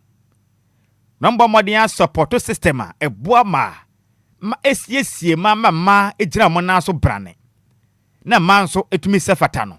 Wamota wamachi pampe ya kwani esenyina magimade to dwandra da. Na yo benem bosma yomene ne toso du ba ko wonfempe mi na do nsia mu a. Na dwumade we nyina fa wiase nyina e ma da to dwa ye kai ma ahye mankran apagya ma ede omo akwanimu akanemu no na omo hye ho fa asem titira na that's one say the event was organized under the theme work life balance work life balance women give out women give to yourself intima munko all out munyina monanso na munya dwumaden na mo amanso munyire mo hona munko manim e wo mputuo kwaso Juma mu kita dibra kese wo mamu nyina afiri mahye badwam kaka de say Obia baabia ya kama pa bibia konkane na ade abakwa ne mu ya depa ne say chairperson edema event no do tena dwam training no na ya Patricia PJ ono na ya deputy minority leader mahye badwam nyasem kuma wo mu nyina kwahia mu ehye mankura ne keka nsempa beboa pa say man nyina fo mu mfa nhya kaniem no makwaso abomachi dom na boa na mma mo pepa so mbeso moman no o ma bomode abomachi dom nene emapi se pemprempo o ma mpani ebede kire yoba ho na ka kire yoba se otumi nya kanini wo manyim aka kituwa bi se Ghana manyina so regira o mo na so brane na mo di ne kura ma o mo ho se ma ka bi ma o mo ho a oba betumi abaye o ma mpani wo manyim prekope eduro bi anka dem ye betumi abaye majority leader a obaye wo ba ye benya chief justice wo ye oba ye benya mpanifuo pia o meye ma wo manyim enti ma monsode pa na otamachi pa eno ye nsem a eno ye katafa tosum ye no wo fa hyehyela ne ku akrata anim ne ku akrata anim mode medical kan mode na yakwa anim ne yenko katafa atasum yensa ewo women empowerment eno ye women and leadership women and leadership ku akrata anu mu bio na eno so wode aba wasi believe in your potential and compete boldly. Dr. Stella Ajenim Boateng in audience media to menim. Now the vice chairperson of the Public Services Commission of Ghana, Dr. Mrs. Stella Ajenim Boateng, Edia de Sredia to Ghana man yin say. Mon sorry nyina mona so brane. Nan ne pa twede yampo Nyankopon de adua mumu no. Monya ho adwuma. Monya ho adwuma pa. Na onim say said the tebia no Nyankopon tiri mu pa wa hyehye ma mo no mu beduru ho ma mu nsuro ekuo ketwa we de mu yekuo kese mu mpem koma nim saa na bibia be yedin DJ Omalon so de foni na to so aba Facebook so abe hunu katafa to so miensa e de ma women and leadership kwa kata mu nsem na ye de kire ma ye de ho adi kire ma no pai na wa mu kire ma ni nyina ne say eye ladies in parliamentary service and I think support edi free ma hodo a wo nyina ba adwumaden wo menye mu dwumadi nyina na fa International Women's Day 2026 topic na ya work life balance women give out said the edika ka ho nsem adako aka tani mu nte ya maame ageni mboaten o se ma mu nso nyina mo na so na ne pa wo mu mamo no emu de sa no manam nto mo mpa ba de bia la da mo nko so ankoma nim bibia be ye fine e ma kire ye din e kire be ye din kura nte mo koma nim amampem nko Mampem nko katafa tasunum no so ensem ne bi wom enti me wafase yenko katafa tasunum ewo women and leadership ko akrata nim na ensem ahodo abegum ne mu ode sa no manam na ansa na yenko de toso enan no wase women in business community to hold first networking dinner in Accra enti ma mo pu adwumaden somomen adwadie mu enti mo kire ma women in business network jumadi amba bedie no emu odesa no Yakopon ya aduma on Saturday memenda ebeya obenim bosma yemu de tosu dunai enfim pimienu ne edunu nsia mu omu kire ma notable house enu beye noble house restaurant enu was sprinters wan kran ha noble house restaurant eno ewo enkran ha ya Accra sprinters ekobeye de ehonu mbe wura pa efise ma mokwa kufiri afam pa na event no ye hwe ani mu sei etitire na enintina muka bi omi na bedo munim de ba betachire a enya simkuma titire ye ma entrepreneurs ma mo ankasa ma biebie mu nwuma mo ye mafa manfo adwuma mu no mokogimani mokofiri afam na makoginim de beboa mo de na 90 ne nyira kire mokwa kosua de kuyamba fosa mbebo no businesses etimi akonkan ne bibia konkan ya ma na manso a modem hu si ho ebiebie nwuma manfo nya bi ye no so matumi akofiri afam katafa 2009 ehun semnie eye guy pa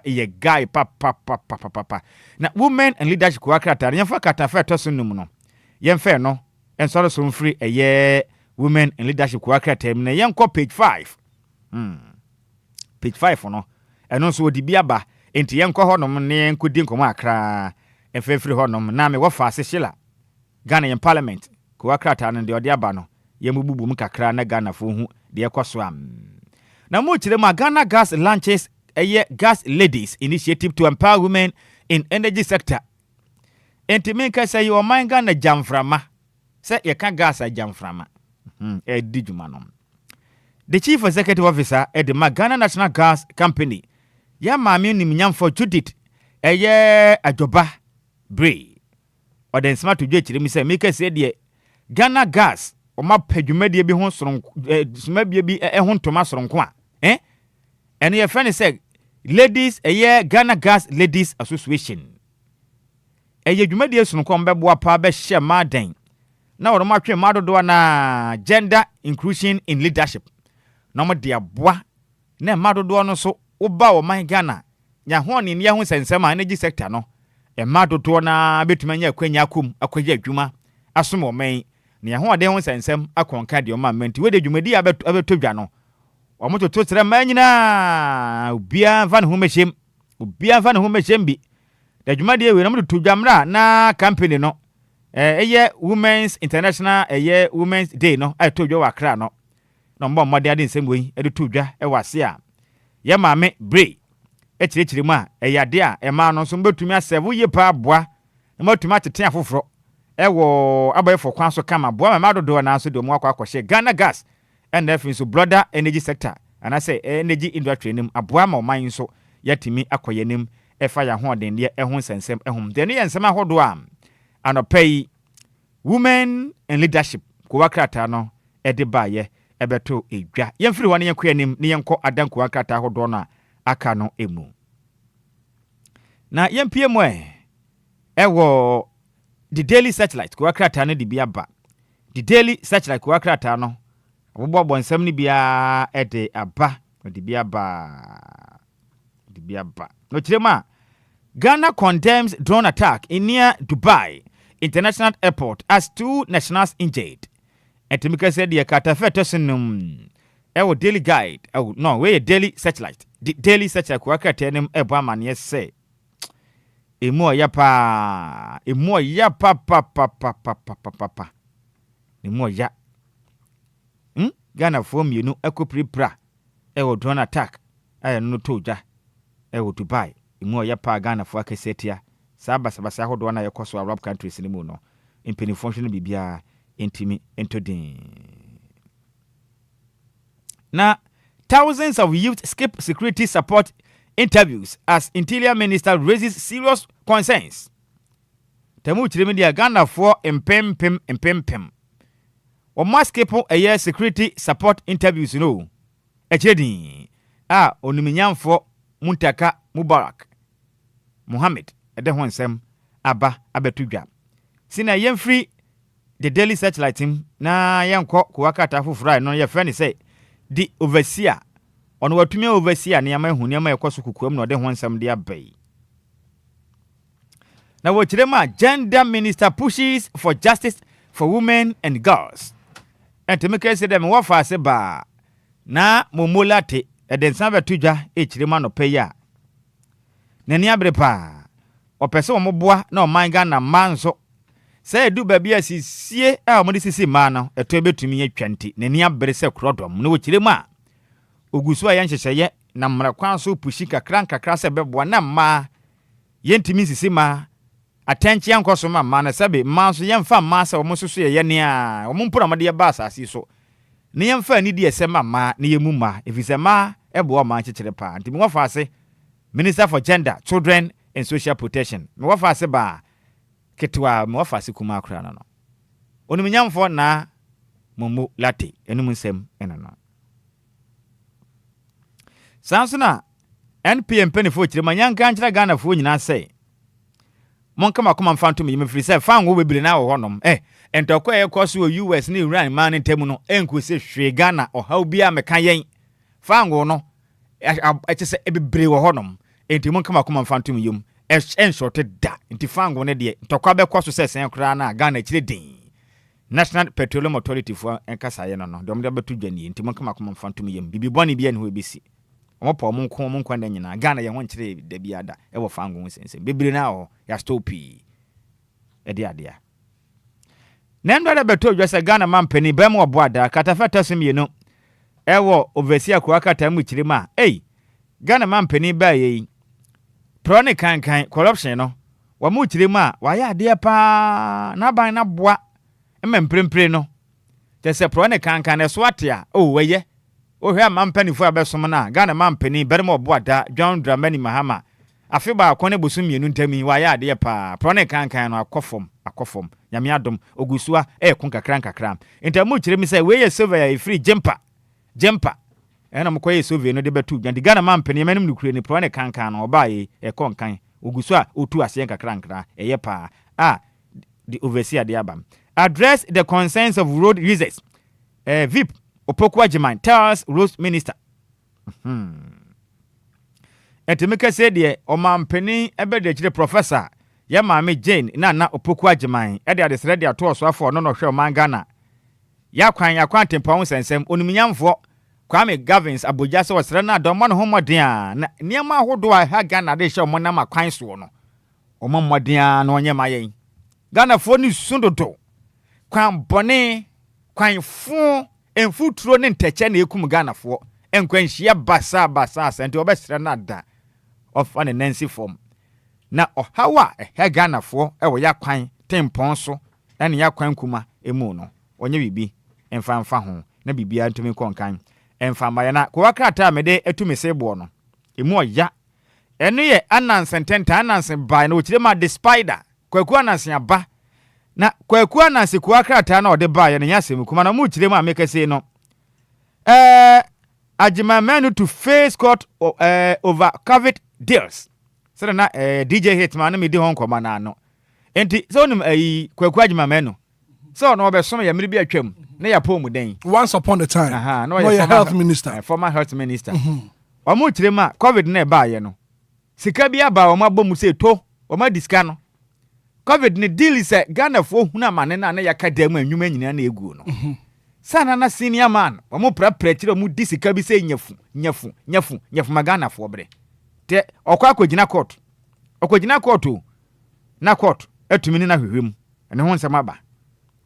Ne ho nsam na abai. Na sansa na beto dwa say jobless youth ravage beaches with illegal sun winning.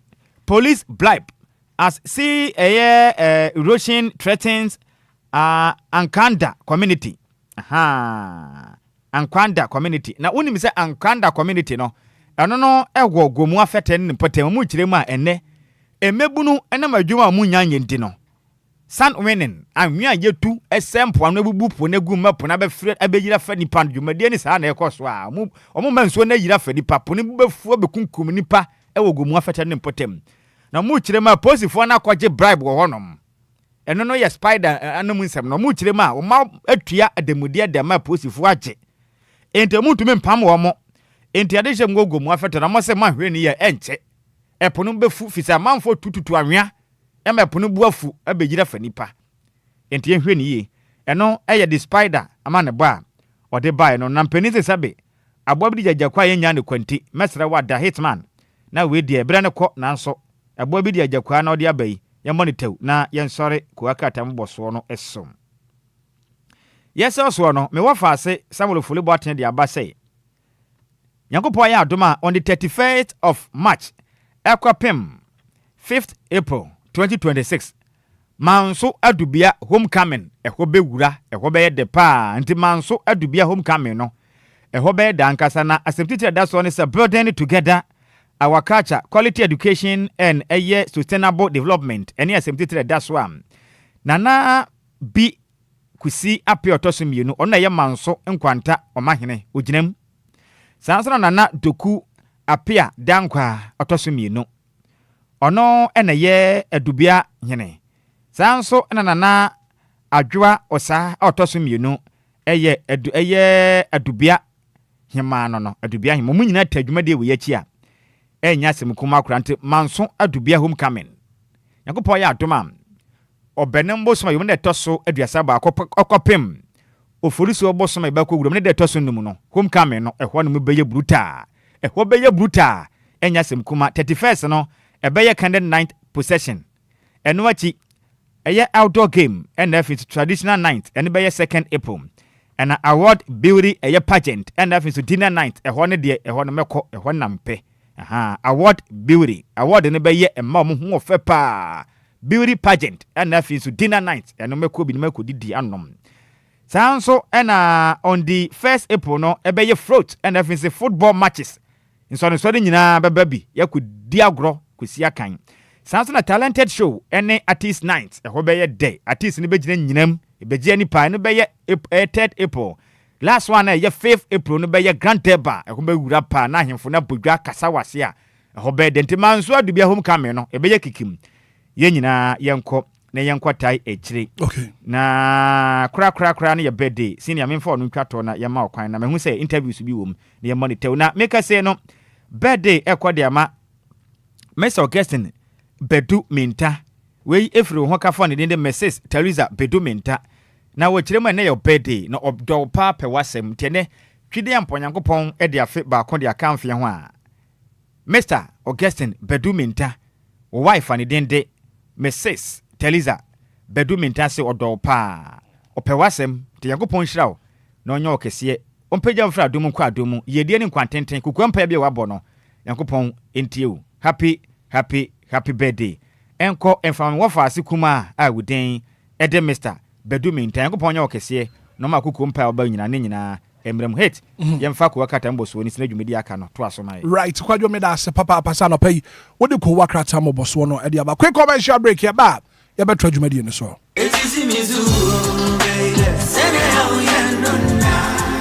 Minia femme waso ene wo mre kakra na menka Diofosu Plaza Hotels wasem tia one trail se wo pebe bia ye meetings and conferences are anyhow because Diofosu Plaza Hotels a very spacious conference halls are a state of the art se e kom deal na wo pebe bi ya obenya duane a emu ode na emu ohwam na pomudin wo mu adi ana wo pe ensa papa betre abodwonsa ya so bogu mi na se ni pedue mu nyina ba yo fam anom dia menhwe be bia se Diofosu Plaza Bar and restaurant. There was swimming pool, gym center, salon. Yeah, a memma and a man to Mrs. Wantrini. A modern event center. Yeah, very spacious with a beautiful environment into musical shows, weddings, christenings, parties, and all your refreshment programs. We've got you covered. Memory fee, set weekend piano, live band music. Yeah, Mikawum, Nebe Sheku, Amoniaje, Echegusa. Oh, Diofosu Event Center, Diofosu Plaza Hotels, the Dime Papa, in the Padem. Buso into Saope hotel accommodation with a serene environment. Ya ubenya wasumdwe dia. Ya bia ya punama. Afe ye 1 bedroom and a 2 bedroom apartment. Ya ubetumini wabusia abetinemu for a limited period. Afe sheshe Diofosu Plaza Hotel. Etra kwan ewo obotanso ene atechem ya ni nyina ewo koforidia. Ebrinso behuyen wa hwerase. Ye ne fire service station no ene di nhwanimu. Se wo kwa adenta. Ye ofrafra ha ubetumi afre yen ewo homayiso 0530458834 na 0207979461. Email info@diofosuplazahotel.com. Website www.diofosuplazahotel.com. Diofosu Plaza Hotels, where luxury meets comfort. Mema etiefo nyina akwaba ba Amuzu Herbal Clinic na midiedrobia ba yefra no Amuzu P Herbal Mixture eyedura ebua ima eni mema nyina na oba pampa no ohye efi na seba no obehia Amuzu P Herbal Mixture oba insuo basa egu no ono so behia Amuzu P Herbal Mixture oba bi a otiemie na se ne hene pa di ono so insawansawa agi na kosokuma boso ono so behia Amuzu P Herbal Mixture oba otiemi anejun so no pampan pa no ohye edi akire ba ono so behia Amuzu P Herbal Mixture minka se jun so bia ense nsuo ba se ojun so na se ne color no eni e darkish more yellowish na pampan no ohye omu a ekire me se ekekaye eya ba ojun so no mu enti pa Amuzu P na enum e die na chika sei anase hunam na ya ono so nkopa Amuzu P nonom bema so a otiemi a Odun so mu papa ye ono so behia amuzu p heba mixture bema bu ha odun so wie na bi akam wo behia amuzu p heba mixture dun so de dun so a oti de kakra se ugun nsuo na se ya nko an na oti a uhia amuzu p heba mixture ensese bema dun so na moja di akire ba enti bema dun so na dun so moja di akire no ko pa amuzu p no mu na sa ni na mfiri ho bema na dun so ebon kan uhia amuzu p heba mixture obi se doc eya na nsuo totro efri bema na oba se bi chim kakra na abegu ano white uhia amuzu p heba mixture insawa agi bema na aboso uhia amuzu p heba mixture se ba se ohwe aba no emu ya uhia amuzu p heba mixture obi se doctor emehwe ano ahono mesrew enye hwe ahono nyina na yankwe baba so mu ati mo hwe ahono enti bema na hwe ahono onko pa amuzu p no nyina twetwe nko obi se doctor medware wi a na me hu nyina ya me hene ase ahwe apia gu me so bema wo sa ha nyina no obehia amuzu p heba mixture doctor amuzu we midun so wi a na se jun so ni bi tamayase the same amuzu p no ene ese edi se adwuma no wo pedoduo na atudi a ewo heba shop biara mo ewo pharmacy drugstore any herbal shop biara bi wo ho se doduo pa na opetudi a no ba yaso ye na otafun hia so amuzu junction be moro market no tafun hia so amuzu junction be moro market so kumasi a no akodani herbal misi herbal pedan ko mu tu bi senton bi akra mu ko kanshi dragle mu bi sana na bo wache kings work repash na tinatet o pa amuzu piuse mi se bi afra mi na 0247 776743 0247 776743 amuzu p heba mixture mauji hiochalo. Okay, 106.9, 17 minutes after 8 a.m. here. How you deal? Ohaninsia Echiponkro Anidaso Wɔhɔ. Join you live on Facebook and pay. Woba also share link na for fufuro bin so entumi hwe dwumadi ani bi na pay. Wo join you live on Facebook. I just share the link na for fufuro bin so entumi hwe bi na pay. Me musa so watumi anu mutuo. Lumba in super natural mineral water and I make am for the amount. Lumba in super natural mineral water and I make am for the amount. But I pay my main kwa man so na fe maintain komai emfri honum. Me need the deputy commissioner for the Immigration Service of Ghana. Deputy Commissioner Immigration Service Madam Maud Enima Kwenu yene no edin komo anopay wodwumadi so. Madam Maud, good morning. Morning o. Na wapo muti sana pay. Ami adom. Yo yada nyankopon ase papa. Madam, asemu ni fie yada sorry ya Ghana Immigration Service arrested 93 foreigners. 91 were males and 2 females. Emma eyemienu embema aduokron abako for anti-fraud operation ekoso ewo Deaf Traffic Estate Wakra. And one community say me dasipi for this opportunity.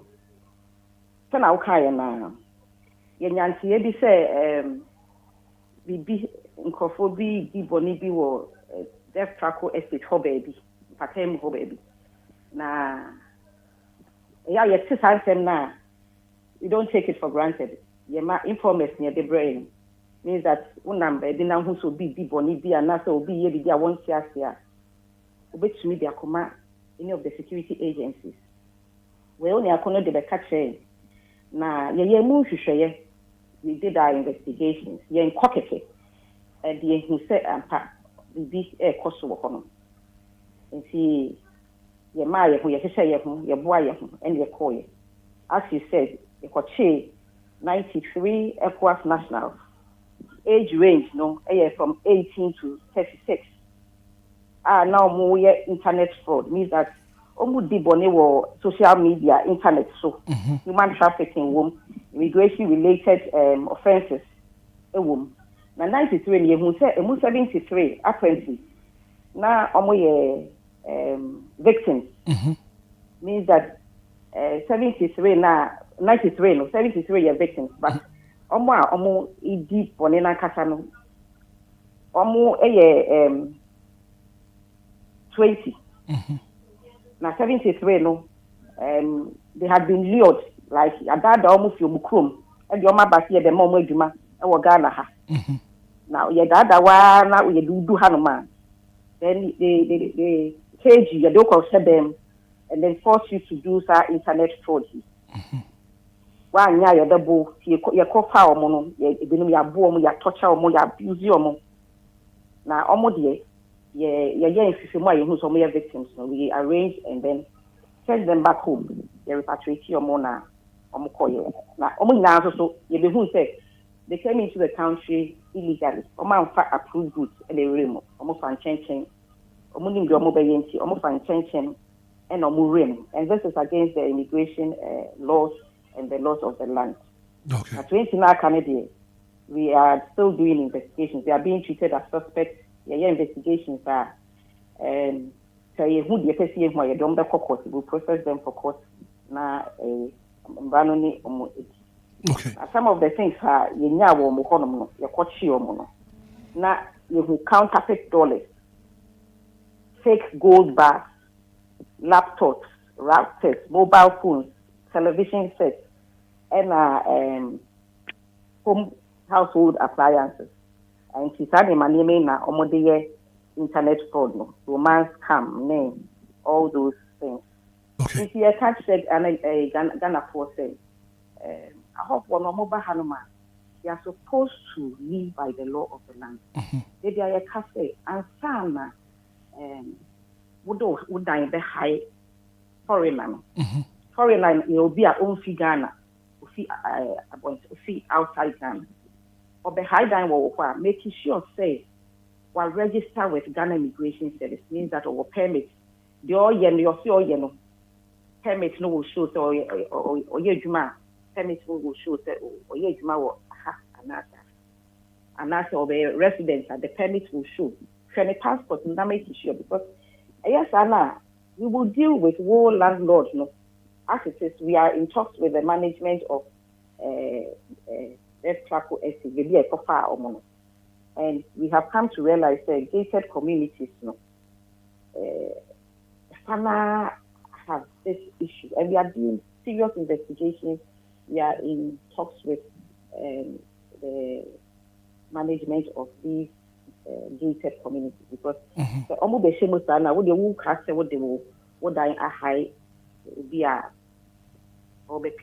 Ghana, tourism, or baby car back home. But you wouldn't know separate long so home now, the Omo Yanon. It's only Nipa back home, but as much as 73. And you put your Maya, you see outside a bar. Yes, for some Maya, if you trust them with. If yes, sir, or man for who be here, yes, who are cast, who now won't here. The wound to me in the sanitary, what your brother catching. Catching the baby, na yes, maybe I should be able to na okay. Now, Madam Mami Musa, we have a lot of foreign nationals in Ghana Hanoma, in quote, Omuni permit. Obi be PM Ghana or your foreign national, a quite ban or be reach out to Ghana Immigration Service, nafi, what to me and permit now, what to me at Ghana Hanum. So by law, say, Urakum Hanoma. At the point of entry, you are conditioned for a number of days. The amount of 10 days, I mean that within 10 days, the amount of 30 days, the amount of 90 days, you are supposed to go. Otherwise, then you regularize your stay. Over any immigration officer, you have amount requirements now, or the so about so the Juma, a binumba, the Juma, a binumba for tourism, pensioners, we have retirees are. Say, you was carrying a serious like Ghana. Na do your home, na ye boa or mine, okay, come. If whatever reason you come, you better process so for residence permit or for work permit. At times, by the mountain days, if you're the way in Woodley, so 1 month, over. You know better, you better now, 1 month, within which you can do whatever you want to do. Or now, corporal. What's now beyond what we have given you are a penalty. We will charge you the penalty. See, she also so now your amount permit for one place. Now one you could pay baby for money will be the best process for court. You bet me the what to ya one to my you bet me repatriate you. Repatriate you, you to me the auto stop list so say to me macrom hakreb. They should reach out to any Ghana Immigration Service office. As a regional command, we have offices in all the regions. Nti so mo ni kan ha na mo wo Eastern region for Obia Wɔhɔ, Western region Kakade Wɔhɔ, secondary Kakade Wɔhɔ. So whichever region you find yourself, call to the nearest immigration office, go and interact with them. They would advise you as to how to legally settle yourself in the country. Okay. Now, what happens? Ghana Immigration Service, are you looking forward to say, obey your operation, be enough, you might identify foreign nationals and work room hanoma when you permit? I know so we have an enforcement unit. You call round, you call dreaming, you call schools, you call even residencies to check foreign nationals or more in the permits. You banner or permit also you will need problem, but your banner will need permit. When I'm running with it, at times, social conditioner, we would advise you, and even more how they just walk in and they don't know what they need to do. If you could share at times, it's a bit too for us to how to do, guide you to regularize yourself in the country. You also said there were a Siam Ranso Swat, Rano, and as I said, look at your website, no, sorry, your website. Just type Ghana Immigration Service.org.th. It will give you our website. Take information from there. If you need to contact us, and we'll give you the appropriate information to legalize yourself in the country. Okay. But if you take the law into your own hands, now you do what you are not supposed to do under the immigration law or the laws of the land. And the law will take you on and then they will prosecute you. Okay. So not pedia walking way a warning ya dima if you run says a foreign national babe jo daya bisane permit and the dynamo no. Me patrol some of this permit and because I know na a bit my SI and then ended up housing terrorists and then people who brought issues into the country. Okay. Because our permit that means he has gone through our system and we have cleared him that which no abe bone brower, no abe boa, abe ton no pay the business no pay the human no pay we will that's it. That's about it. Right. Madam Maud and Makwenu, your deputy commissioner, Ghana Immigration. Madam, I pay that's a Sonia Dinkomo deal. 106.9. Bibi actually adwin so yebesa ba onche na fi ya begin chemu. Na ya san bo aba so se wo bo adwuma yi papa. That yes yeah that say. More than any Makwenu your deputy commissioner, Ghana Immigration Service ana ye ne din komo deal 106.9. Anidaso Wɔhɔ Obia. Join you live on Facebook, live on YouTube. Abeja Fatna say. Ye be din komo. Ayami the super. Ayami the super. Ayami the super. Super whooper.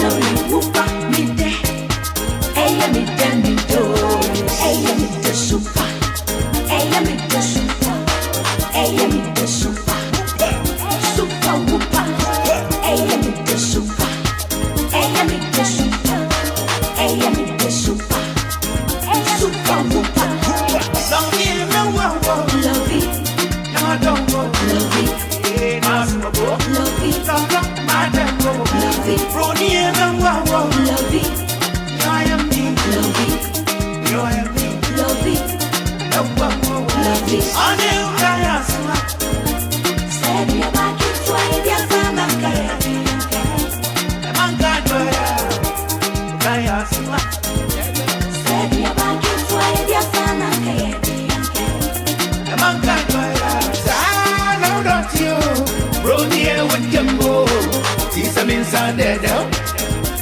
Superstar. I'm not you. Rodeo with them all. It's an inside there down. Superstar.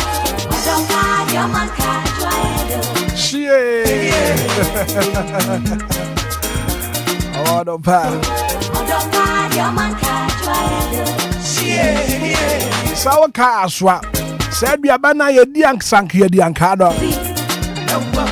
The man can dry the papa.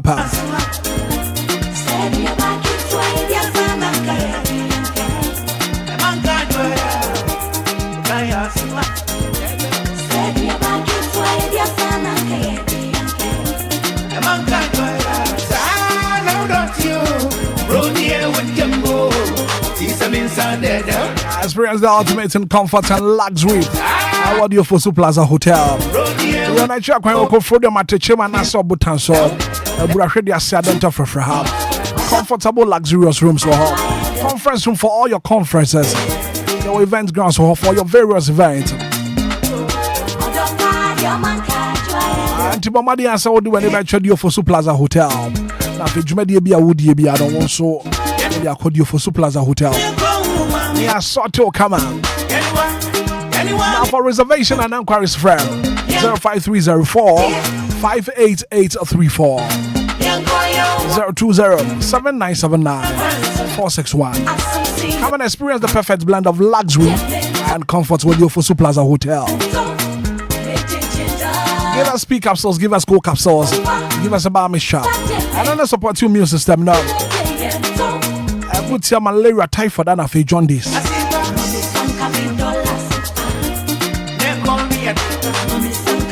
Obia the aduane so ani ma be pressa. Na dey sinche. Why don't you give us a balm shot? Give us speak up so now. Be mo gina so brane. Wo gba adwuma na fe wo gba adwuma ye. Drugstore Obia pharmaceutical shop Obia. Also benya bi ato ho from 24 0543-222-470. Give us speak capsules. Give us coke capsules. Give us a balm shot. Alabe mami musa so watumi anu munsuo. Anya nsuo bia na wasa wo na. Wo munsuo na fe wanom. Lumba in supernatural mineral water. Experience every form, just get a grip. And that boy papa. Maybe be a woody upon to be a water. Now Sanka Lumba in supernatural mineral water from 24 0555-27 4757 0555-27 Lumba in supernatural mineral water. It's pure in every form. Just get a grip. Superstar. I'm not you. Rodeo with them all. It's an inside there down. Superstar. The original last stop here, Dr. Mponsa Heba Hospital. Dr. Mponsa Heba Hospital. Stroke connected to hypertension, malaria, syphilis, Dr. Mponsa Heba Hospital. Your number one stop for all kind of diseases. When it's your home, after doctor and stop will be and Dr. Mponsa Heba Hospital.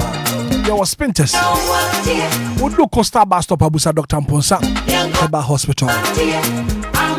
The doctor was 0278-599-611 0278-599-611 0243-110875. Dr. Mponsa Heba Hospital. How your last stop?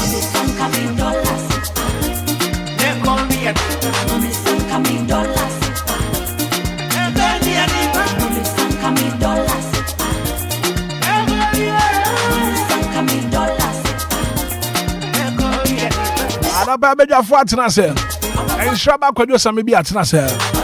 Bismarck, I do say. I'll coffee trailer join you and pay your bedding come up.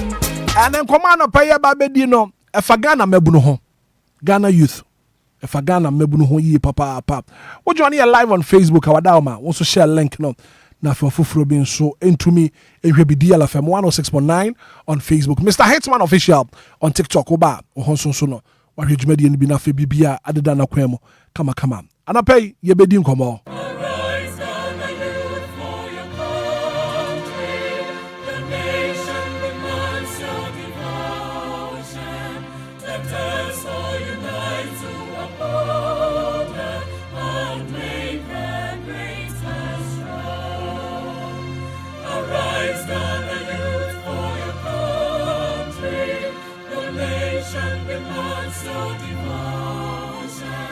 Let us all unite to uphold her and make her great and strong. We are all equal. We are all equal. We are all equal in building a motherland. We are DLFM 106.9.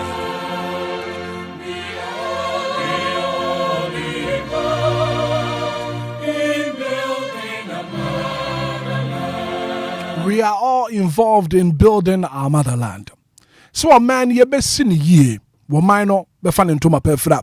Wo man be jina brane, ye me no. Arise Ghana youth for your country. We are all involved. Me no one some and wo man betumi ejina brane. Na na pen koma ye die no, Ghana mabunu, wo pani a wutie. Mese so betie ni ye pa. Isansan koma no pay ye bebo no. Brunibes are critical, very, very important to our nation Ghana. So on my Ghana, ye be BSc ye fair juma ye for ye fam mebunu we juma mu. Do one na be apply. At the end of the day, kakrabi and ye be form. Na hwehwemu kakra ma ye no krasa sa kakra na ye be form no. Omo kro wo mu ni mo ho deda. True protocol. A form of that. I won't come on in Shaba Kodjo Samibi Waha. And I know, sir, I'm from the news department of DLFM. What don't want to call our home como ye pa. Kodjo, for my can pay na sound comono. Yentin free her. Na yenchumu. Magana niya wotin Brunibe said the ordinary Ghanaian. Once you see ye pa. Kodjo, sound comono, saying an echo. Right. Mama Kodjo Lumba and Supani Bina. Oh, so no. One of medical crab will be there. Menase na yenche Ghana de shano pay. Onum 80 sana me wofas ba kono ewo ashaman.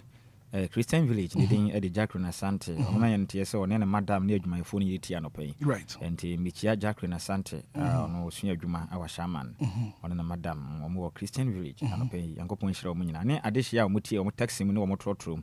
Ene wonum efi. Nyamishira munina. Senior nkoma ade abe ne yankomo bia ano wodene. Na Ghana for be kaya na ye obubu obo so na neto so dumie no e won fempem ni adu nunu mu e na ebeto odwa se mpanifo hye sada ne se Ghana de hye nyina mo amokon do sa hoban muku ahodo na mo pese ye fam adwuma no mo mfa mo ho nkratasem nkoja na mpanifo hwehwem mo se fata adwuma na mpa na ja ya mo makwanya na mo nso makwa akosom omen e wa hoban bo kwan so na oman Ghana ye wa hoban muku ahodo be de se num ye wa Ghana Armed Forces, your Ghana Immigration Service, your Ghana National Fire Service, your Prison Service, and your Ghana Police Service. Anya hu kra hoban muku num wi e na mpanifo e ma wonu bi nkrata mu to ho no se Ghana ni bi a wope na okondo se obesom omen e fa hoban bo kwa so no fa ho nkrata se mkoja na wo modern bo se de tie no wo tenten wo kese wani eden obetumi aya na jampanifo do watonse ne ani wo se fata na onomafo adwuma na brako ba adwuma de we ko so no di kan pepepe ne kwaje ta Elwak Sports Stadium ene o man Ghana memia hodo bi a Stampede ekusi ye eme mofra ye mlante wa na emebunu a mo ho den maya enkomen ye wani das wo pa ko betu abebo o ma Ghana dache emu pode insia ene o mu nyina firi mu ya ewo sa security services recruitment exercise we mu nipa makoma insia no mu firi mu eprafo na ya makoma kwadu no watwe 28 na mu pra mu pra na ano ede ne ye pa na mpenifo me nya nte se na mu dumienu 12 wonom koda critical conditions ana mu pra na ano ede ne na emu no mu de na ba bi o mu da no na o mu da intensive care unit na se hode na tra pokra na o mate bia no in fact na eni anyan na mprempren Ghana bekaya Baba ya last post stadium asante mantemu hode na to dwa no ɛna mo fa ase ba kwa ne din de Miss Sandra Boateng sesi ameke sei pra wo pra na ye nua ba no wadane bubuafo ntumi nso de nante di otie me anope ntie me yefiri ba bi ne ye ba ntina mato me bo ase efa dwumadi anim ahyesia de banka kran no timedi kiama obre kran ye sha ase ye di esisi kakran na ma share ase nti wo de machin kakran na ye nko na ye bedu sisi a ye nua ba Sandra Boateng Stampede esi wa Santimantem Kumase ma make say wadane yafo preko pa ontumi je say ontumi nso de nwonso ontumi nya hwe ne de ane so wadafa akwasa wabubu aguo edum pempesom nu ko pie mu e wo konfa noche abanya resabia yenim se konfa noche de nko man Ghana obi yade na edu de e kire so ye den a ya resabia e beka senka ye the second best or largest hospital in Ghana ha no na ka ye konfa noche G so obi apra ne dompem bibisa anka ho na nka akwanya we kura nka obesode amfa mama transport no all the way from Comfort number 37 military hospital aye nua be da so ho no mampanifo gina no so Sandra Boateng ho nto no adenti a recruitment okwa kopa bibia bedi na mpani se sabe me kwa akotwa me kotwa me bema na se me kona wanzam entumi antwa amame a me pieto de enkeka ho da bi enka ho me de ma de ba fie de ba fie adwuma na wakope no ono mpo de yenim de ekosi ye enu no sumpo wadane yafo abubu agum pembe pem samra me no kesi abeya adeso ama omanya oman Ghana ena eboka sempenifo abeka se de tie ne sanyame anya adom na Ghana ha ayarese bia ntumi amo no betu kwan akwa no ko de ne beko na makwa akoboa se beya yenua ba Sandra Boateng ne ho nto no Nyankopon enkwaso amba no ho ban no nsa ne yade man na ebusuafo nso ye momo awrekekere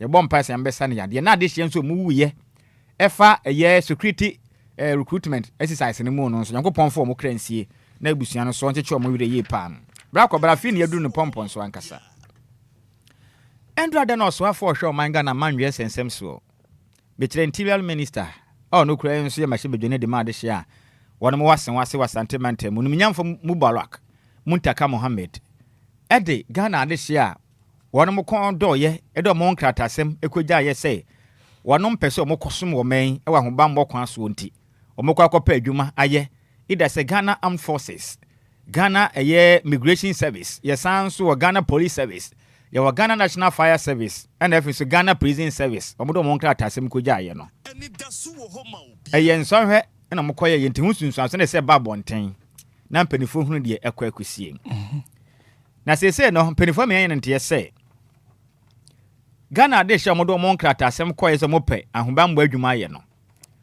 enipa bebro empema hanum 500,000 ena omodo mo ho koye se nko mo kopa adwuma ni bia heden aje over 500,000 ene koye that's $500,000 na beto dwa se one more qualify some akoye medicals and you kwesi boni baka say qualified candidate for medicals eno no 105,000 eno mo qualify mpempren o ma ye bobo mu din mo buy no mo say o form no bibia qualified say mo no ma qualify for them medicals eno nkyere say ya fawo eye faces enti no wa pass through nkakra bi oduro ne de ya me wadom wa qualify no mo ko hwe apomudin se wo ye fit wo gina wona so brane ahobambo ku adwuma no sabi enye o kina mewufo ne do mo ye enti wo bosi wo sipisita ntokwa sie nkopata ntokwa betimi akọ eja toba betimi akodum no prison service betimi akọ hwe ne duafie omom de ne duafie betimi akọ hwe omozo do makọ akọ ye adwuma aba na obi entumi empower wo empower sum nwane nko. These are the things we are talking about. Ghana Migration Service. I say you're fit. Okay. Ghana Migration Service. Who kwa kujina efani semboda yashie so. Who ahoden wa kukudura adwuma no betumi aye. These are the qualifications we are talking about. Mo kwa koye medicals. Ma hwe ma promudim ebekọ sen. Ghana de share qualify for medicals no. Aye 105,000 eno aye nsamendo do safo ohwe o mangana amanwe nsem so de betu dwa. Na dia ba ko a eka ho ama emu ya nwono ne se ohwe Ghana de hye ne omo ehu omo hye bre so omo qualify no emu maako 5,000 Impimunum no manya kwanya akosom phase 1. Impanifo se yen ka kire Ghana fo se o phase 1. Ti de di kan no. Emprempren manim nya no. Mo mbanya kwanya akosom o man no. Mo be impimunum 5,000 ena mbanya kwanya ko. Enti 100,000 na aka ne de e kire din. Mo ntwen emerepam ya me ya adom na ebre foforo ba na akwanya ba se mo fa ho ba mokuo enwumayefo a mo qualify say na mo twen for medicals na ade no mo be pass medicals ni nyina mo do beto standby ya me ya ado na bibia konkan ya pending na ye de maguram na mo so maba mo mba plan mo yi bia keka ho na ade na bibia kokama Blakobra ade ba ko a aha me kakra wo sa nhehye ahodo mu ni say Bepimu samle na Ghana mpenifo kan se wonom epe adwumayefo akwa homba mmoku ahodo mu no. Omanyim Ghana National Fire Service. Blakobra tie ni yo. Mekoya research bi the entire nation. Ghana Fire National Service eka ahoba mmoku and afi nso putupuru yanso de mra mema no mka ho. Na emprempre no. Me ya research no mo se na Ghana the entire nation no na fire stations wo mamu nyina oha ne aduana 140 fire stations na wo Ghana ha na hwenkran kura keke hwenkran eni kumase eni I mean district wo mni constituencies ahyehyemu eni nkuro akese ahyehyemu the entire nation fire stations are wo nyina 140 they see akura no most of the fire stations ne kura be kwa tender ba kokura bi nsi wo fire hydrant yenya bi na mabia nkrata mato ho se mo pa adwumayefo e wo mra adwumakro na wo pa nipa komu no wontrɛtrɛ mu si bi nka ho how many years NMPP na nisi dia somo men mi bisa o senior how many years NMPP na nisi dia somo men so many years yen security services no e dia special no ma de omunim se yemfa party fo ngum e yo mo priority e dia na o ma yen special but our security service o ma trɛtrɛ DLFM. Memi ahodo abi ni no matretre mu akọ facilities a won be mankwala ni training yesen o mo se abi ni ho Andra onimnyamfo mutaka mu bawak na ni mo nsam no esua entinkola na bo apeso nya do mbetumi training ne kura ma bi kura nkoye wo dia na mudi kan ye fa anwanza mu bia nkrata mu ato these are my questions chasiye ni di hu na on mu mmie kwantum mu sisi bi ntretrem de munim ya rebranding MPP NDC Obia beye yenti sadin yesi sano yentu din foforo ne yenkofo man si kan siesie e foforo bio ne yenfo enya rebranding no man si ka twitwiri die kotoka rebranding nko ano approximately $8 million. I think it's 18 rather. Yes, Andra transport minister yan papa Bukale ndekwe. Yes, approximately $18 million.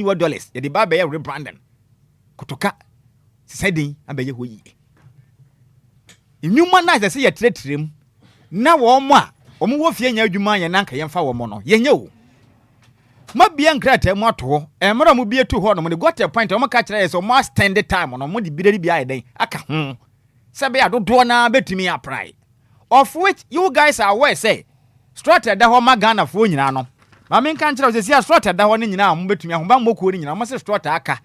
For the phase 1. Fa figures cinema atifu yi pa. Chamai. Ghana National Fire Service, Ghana National Fire Service, Immigration, Prison Service, omo maka ni nyina no. Omo se slotted that way available for now phase 1 no. 5,000. And then betimi akoma akoye adwuma. Mo maka no. Mo betene chiri for standby pending. Openi. Ye to kremu ha. Go to other districts. Any constituencies in municipal, any metropolitan, na kwa hwade. Ghana National Fire Service, fire stations, omo nibi. Na mo ka say mo fa manfo adwuma na hin na mo do mo kɔ no. Me masɛm ni o. Masɛm ni. Mo fa Ghana de hye adwuma mo bia nkrata mo to wo. Wa praya na 220 cedis no. 220 Ghana cedis. Nipa ba ku bia 2.2. Ghana de hye pempeman koma kɔtɔ sante na kwatie bi so ku bie. Ne ye wie ya. Mo be ka kire se slot na ya. Ko so na o apply obetua say. O nkrata asɛm no Mo farms no be farms no 220 Ghana cedis. 220 Ghana cedis. Ana nipa dodo say na apply wo Ghana hanom. Say see no minister abetray say over 500,000. Over more than that. Eborosa. Sa no wo kire. Eno mo ebo modern apply. And when you do calculations 110 million Ghana cedis. Yo. Eno wono ma apply. And this is yes. And as you see, 5,000 and a yes rota available for recruitment. Say, meeting me how you know say a woman say, yen to me and say, yamma exact number no apply any because they did be feeling a bit so grand send for 20 years. Say, ma a dawson say, be a bit my day. Yes, son of why, benya de pay day a womb. But any man and no man in North on the door. Senior. Slot I can 5,000. Near to me, my crime manipa over 500,000. Apply. Uti free difference in the doors. Charlie, it's too huge. No man, no song. Say, any pa qualifying power more call for medicals, no? And then I'm 105,000. In the act of that number, no. And yet, then with the young pan say 105,000. A crowd young cat half of Crantungus or man qualify. So half of crack qualify, boss were saying. Half never qualify 5,000 no mean your 100,000 a day. You do baba. Now say, Santini Ghana this year could now park so. Said the we are say best you be up baby Jania fan, ye peer penny petty be so cumbino. Slot and answer more than my 5,000. DLFM 106.9. It's all. It's a. Talk about me, ya. Say yet me a more friend a quagina wiem. Equity be so could be. Na slot try buy any answer and more friend I just 5,000 pay. Emi apa. She share pay some do go kwam nanka boa. Na mo fra we mu hu ha wonom na ka betu ma ya in batches. Na ka mo fra hu ha won. No yin say jet 5,000 slot to plan am wo no. Ma mo fra ya boa pe so. Obi je adwuma ekoy oba na yi na di. Obi koy se wo kwa ba. Wa kwada ne bubuafo. Ebi awu. Ebi kwa so ama. Obi ama. No yin say just 5,000 slot pen am wo. Motu mo free ya boa peso sa. Se si ai wonim. Endra da o ma minim mo ma qualify no obi hu se qualify pen na ni age. Obo ne nsem nyame anya adom so manya adwuma aye. Se si ya bezo ma 5,000 ni. Ehwo na asem no wo no. Emfa so wa qualified after medicals uwie mpo na qualify kura wie kura na ye pay 5,000. Enti se si ano o mbedire no ma ye criteria be no mo be 5,000 ni wo. Ano so ya sam foforo kwadwo. Ya sam foforo. Eno ne asem se be no. Se si ano yemfa ne so mu wie na more than half e pass o mu medicals na. Criteria be no mo de be fa o ma qualify no ma ka ma ka kire mo se mo ntwen na ye ba. Yo. Eno ya no that criteria. Enti ensem wo ho ntimi de mesre ye mpani. Akomo ye mesre de biom pa. Ye mesre ye mpani fo no. Obi antan bia me metu yi bra kobna. MPP matade anhye. Nyem no o mo hwe me. NDC nyo ne hwe me. Ye betena Ghana ho donti. De ha Ghana fo no ye ka ne se de tie. Ye besre wo nom. Omumie bia nwuma nim. Muntretrem. Police service, migration service. We say no. Mumfa ne manwu akwam. Mutretrem a. Ekwan bebre na Ghana de chere do na matumi ayden afabi. Sesi ya hwe o man Ghana ho ban moku na. Se wo hwe police ni ba akoni nipa hwe wo mo so awre be ho. Yes. Omuso awo. Wo hwe Ghana police ni ba akoni nipa do hwe wo mo so awre be ho. Enso ye o memma ne mrante wo betumi akoye adwuma yi. Ama ho ba monsem no. Atimi akonka ne. Enso ye mpanifo ne ntretrem. Ma obi nya bi nye. Right. Ya besere wo nom. So mpese mo fo obi adwuma ne se wonim se ebi ni ho a emiye nkrata mu nto. Mani papem man koma se info mo ho nkwadan ebi nwu. Na me be kan se slot na aka ne kitwa ketekete man policy. Na Ghana de fo mresa. Ye hunu ne yesere wo nom. Wo fa hye pengu akwam. Mo ma ye hunu bio. Na me aya me ya pa. Yo. Ojo me da se papa Kofi Taylor tena se na pe Kofi Mache. It's my good morning. Good morning. Bibi aboko dia. Ya me na dom na. Ala pen koma ye die ne kakakre na fe ye makona se no sombrem. Ye kan oman a ye waste amanfo time. Ama amanfo ni ama ka chira ye kan a metimi aka Ghana account. Yes. Me kan Ghana account. If you know say slot da ho no, I ebe fa enkofo 5,000 and 5,000 and yes say ebia immigration 5,000 we 5,000. Ye kan security service ni nyina boma and e 5,000 no. Wouldn't me say immigration service pay report and that or swear for the better no actually ma any 180,000 who apply for immigration service out of 180,000 and you qualify from that your friend is saying agency and he said 179 actually din and he said Hitman yeah can say Ghana say you will see a man 4 time now very true cause when himself fine for 5,000 across all the security service in Imudia, then there was no need say and ube be application forms at 500,000 people to pay 220 cedis. Over 500,000 people to pay 220 cedis for forms. Meanwhile, you know deep down say, oh fine for 5,000 pay. Himself fine for 5,000 pay. It's man. And say I'm fine for 50,000. I'm be application I'm be to I'm can say and for 50,000 and apply. Into office omunya say 5,000 if you go for 50,000. They are just making money. That's what I would say. No, they are recruiting. No, Hitman, they are not recruiting. If you are recruiting and you know say you are picking 5,000 people, why do you then man for picking application forms over 500,000 people? Picking application forms for picking up in for 5,000 pay. Hitman. And application forms in your mind for 10,000 Kibenya 5,000 Ephraim. And that's the truth. Kibenya 5,000 if you sign for 10,000. But poly 500,000. Now you go for 5,000 pay. Immigration go for 180,000 apply. Now you fine for 4,000. Oh come on. I'm for Eduma say because of this thing. I'm for Meru because of this thing. No, we are just wasting our time. Mate, Kofi say we are wasting our time. 106.9 Bismarck do say man busy at pay for Mike and Nakakakra. Na me fabra kan nyina ma etifo. Good morning, Mr. Hitman. Good morning, mami tio. Yenchi Ghana for. We don't run ko ba me stress and kabe mama about 2 minutes bi na. Mami tio. Video bi na nka yeti and command from the horses soon mat. Okay. Honorable Minister Muntaka Mubarak, Interior Minister, senior on one express statement I disease and command. Nti no ye na yembo video no na fe no ye ntie dia ekoso. Okay, so yembo video no.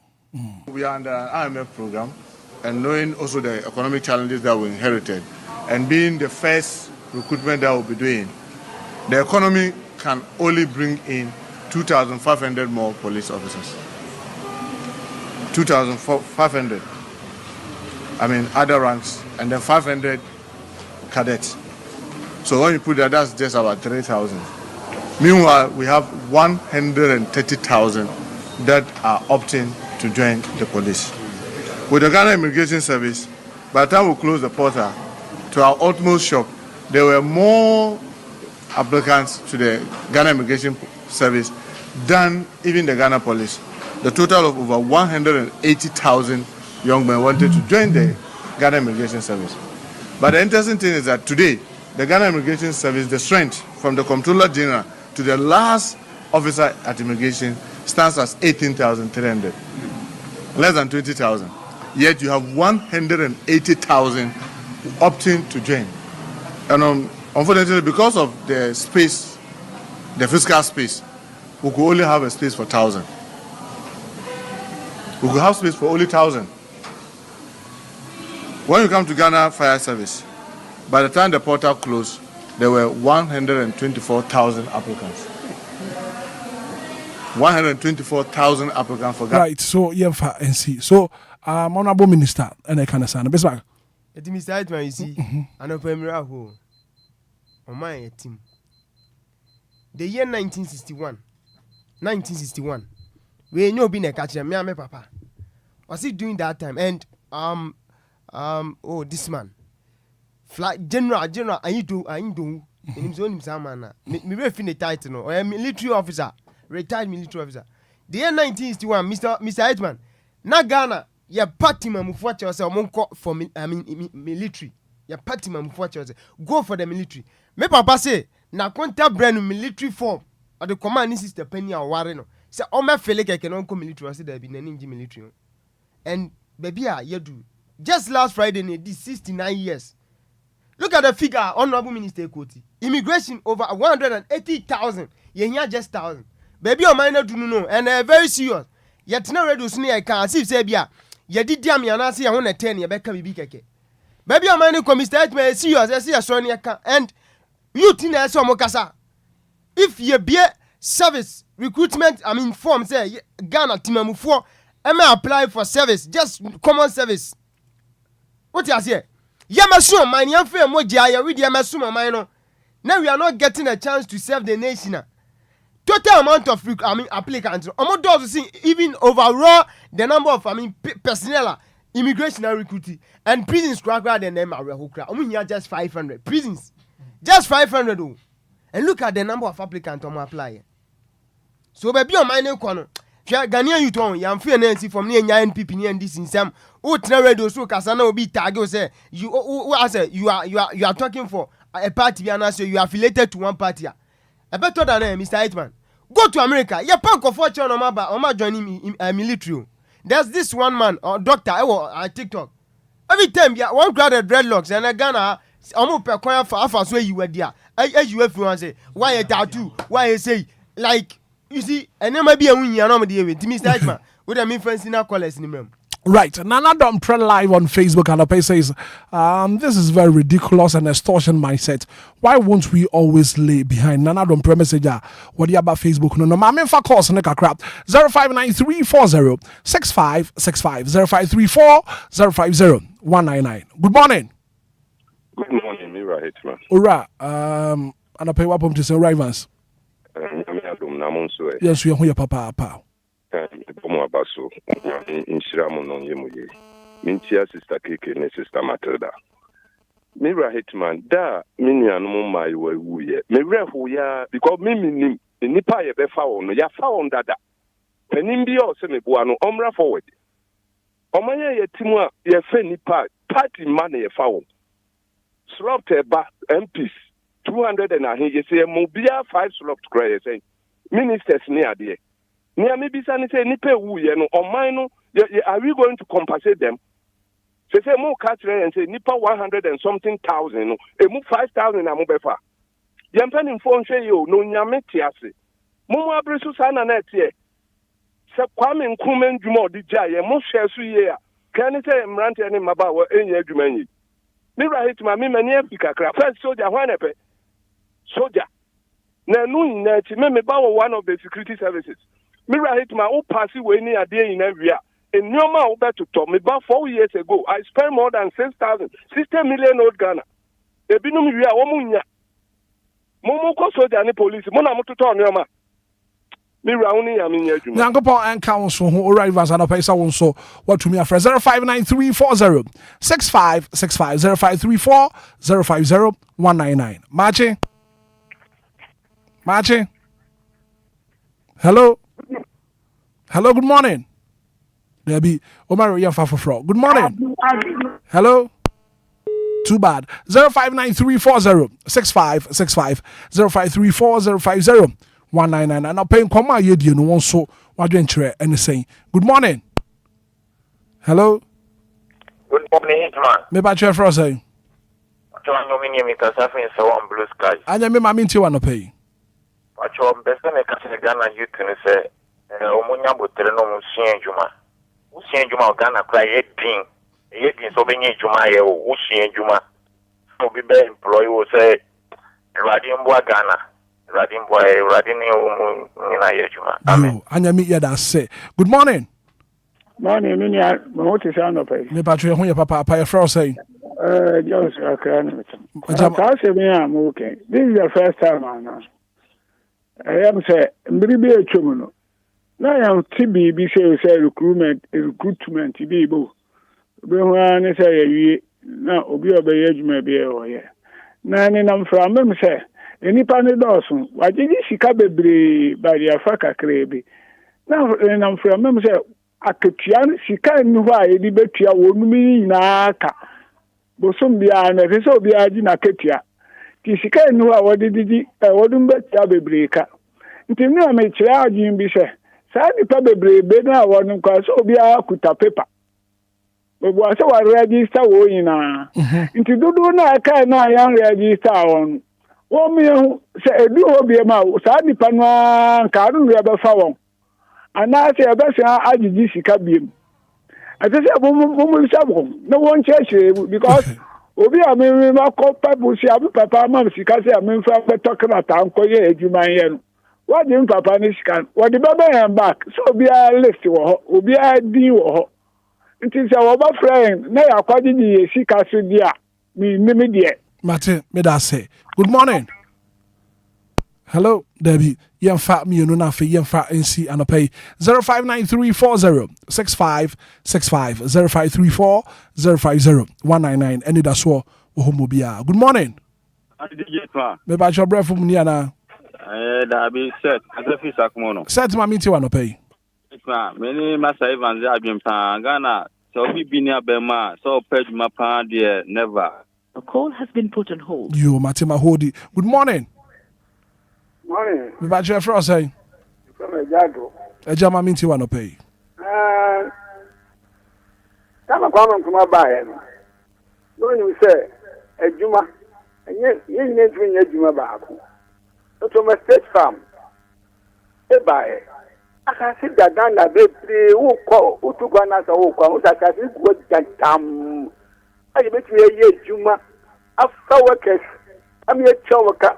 Ubenya maintain, ubenya koko, ubenya dear friends abe.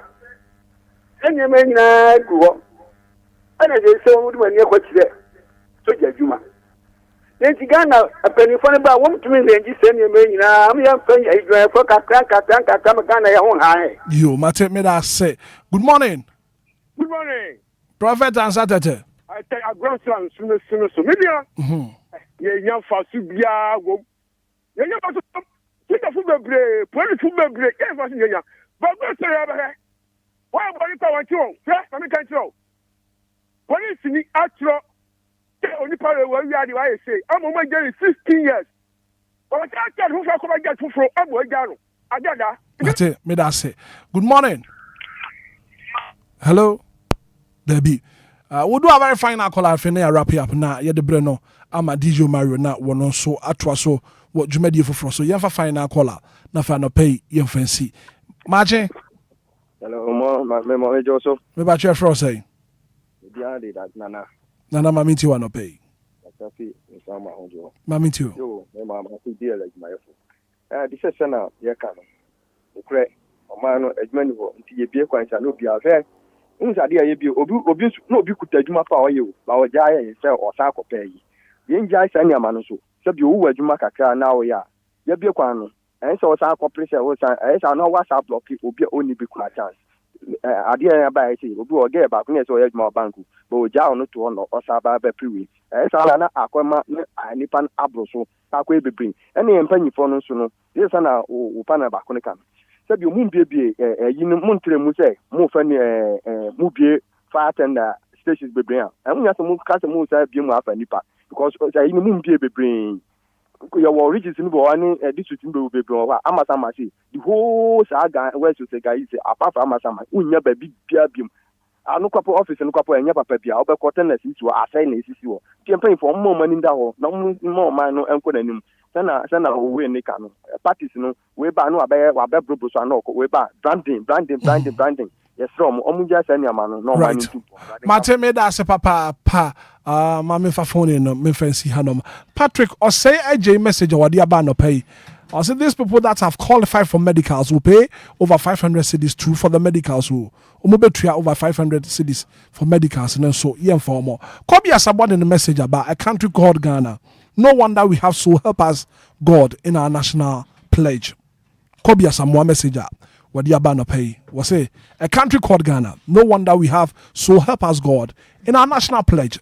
Yeah, but that's all. Yeah, to me for course nibi. Orange raba kwadwo samibi opani anopai wakasa yekọ opani ubreni yankoi Black Obra ye na se na ye nche etiefo anopai onom ene yesinku nya bepempempen so yi na me man ratio bi dia ya na me kasa ha me a obi woni me se metan obi mentan bia DLFM adwumayefo ntan ye ni politician no kure ne ya yepe penisi no kure ne bemfo sesi Ghana Police Service wo ba o manyimu a Ghana ha police ni ba ko bia nipa ohwe wo mo so wo manyim tie ni ye 1.768 to 1.828 se me chechire mu a police ni ba ko enipa o manyim ehye ne nse ohwe wo mo so no 768 citizens police ni ba ko o man mu police ni ba ko nipa eso hwe o mo so no 768 approximately 1,000 so 1 is to 768 telling you in police ni ba ko hwe ade so eda no so ye wo mlante wo mo ho den ene maya wo betuma ebu adwuman na ka posifo no ko ma hare won na ho ba mo nsem na gina brane no ko bibini si da bi on tirem yamfa keto na anya ne ye overburden them I'm telling you yamfa mu nyankuru to dwuma ne peka kra bi ma wo mo ne na ya ka akire ne yam feeling fam so bad say ye ho sa nipa ba ko hwe nipa mako ahanson ne aduosia enwotwe eko most aduowotwe eko 800 plus so jani ba ko ana police ni ba ko nipa ohwe ni so o mai mu nie enye mabo ne ye bie punu ma to be ka kire say the entire nation all the security agencies in nyina no 5,000 slot na mo che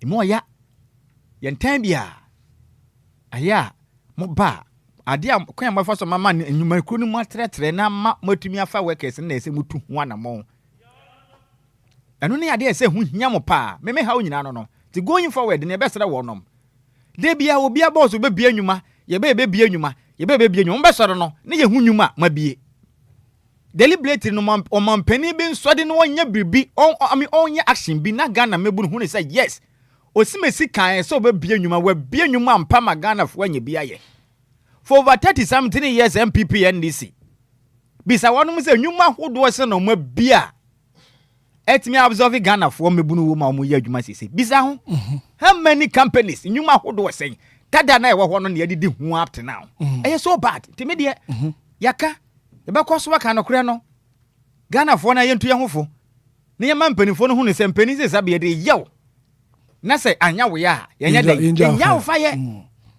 enti ye ne ye pen ya ma ye ho kwan ana wono mo ye preto sa o kan obi si fie wadwa na banya ba because wan ka bia ma no wodi watem ofi ye nyina na ye behu na ma ne ye sere wonom to na pe na homa de ahye ne mini ye sere pa ye nyina ye nsode ne ye nka bi ne ye mampanimfo no hu ne se ne ma bia o mo ye ne yade a etwe meburu ne daache esensan sesi ya oba eka ho a ba tan bi nani age adenti ane ba qualify ilo nim se de etie bia na kire din sese wonim na senior man ya o frɛ first me frɛ de kra service no waka bibi un say ya was sort of de ma MPs any ministers no ana wonya we me ya we pa ti sa slot no se wo no wo ba no wa qualify na bi obi na boa no qualify ya se on free MP ana minister bi aka che de be hwe ho first o openi Ghana 2 minutes che hwe free suro na eba ndi sa wo ba no nyame ya adom na nkrata ya adwuma the draw say no atopreko ne gina no penalty no mbebo no 105,000 na maba no ye be 5,000 ye be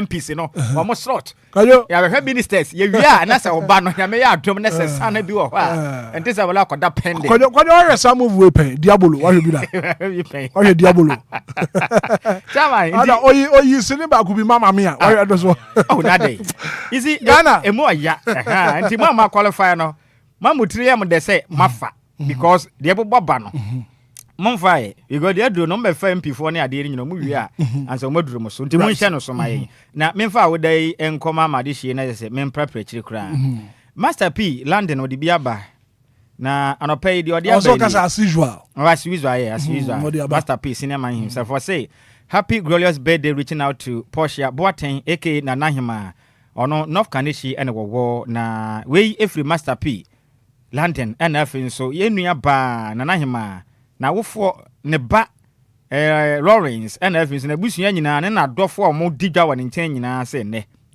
na wo dada yenua ba Portia Boateng ado abona ma ne se Nanahima yankopon hia ne pa no nyina koma so abi se de nyina mfa ma no kwatenten onyini kire ene yedie ena busua nyina esre ediama no so ene ya woda soronko eko ediama yenua bia yenua ba Portia Boateng ado abona ma ne se Nanahima one of Carnation ya mention no awoda no onya no soronko kra we every Master P London and I was say awoda soronko etisa no anope yempa mu na yenka emfa emma na DJ Misra ba ko bi eka ho na te ono so emma me ne kwakra mu no so eko ediama me wofa se ba ndidi Mrs Abigail osei bonsu dodoa efre se mommy na mommy ete sanso no oye adwuma ye meduma meduma ene wote aha otemedoma e wan so na oye adwuma na we efre ni nua ba ketwa Lizzy oye final year student e wotano Dumase NTC e honom e no ko school no say ne sister Penny Mrs Abigail o say bonsu ado afre we say mommy yankopon ye wadom na ode afe ba ko aka wonfie ho yankopon tena de mo fa nkere wo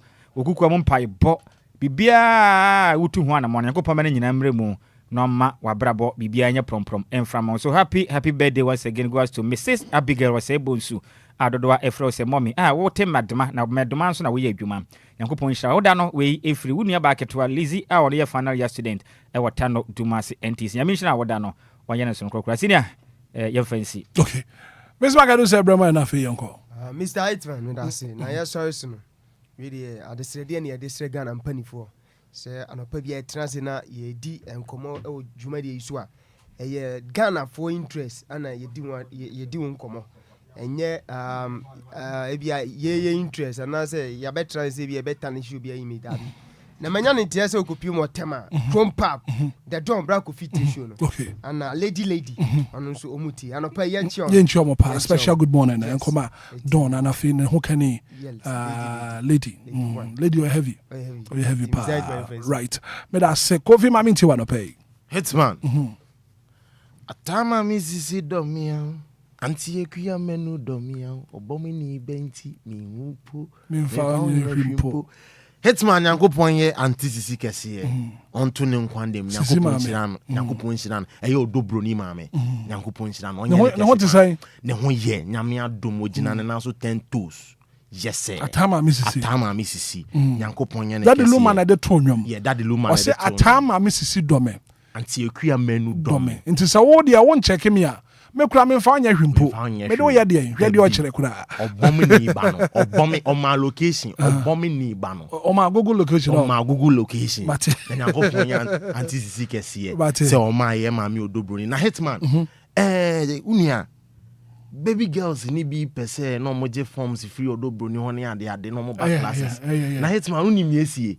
unia me ko kan ya se na Japan for aye University of Odobroni campus admission is going on na ya me wanwa ja ochina mechirim so ochina Friday Mate yankopon mommy kesi right abraso I was here call DJ Mario Boami na Femini happy birthday way in free and this one is so special where your special birthday pa and Shena Boami na fe mini birthday way in free honum so happy birthday and come honorable Michael Kofi Ochiri Befi honorable Michael Kofi Ochiribefi yeah my dear nyina honorable Michael Kofi Ochiribefi a member of parliament for New Jobbing South constituency papa why heavy brutal so penny what did your man bidi honorable Michael Kofi Ochiribefi honorable Yankopon ensure and now would that DLFM morning show team nyina yeah my happy birthday that the Lumba njogo brebo pa and honorable Michael Kofi Ochiribefi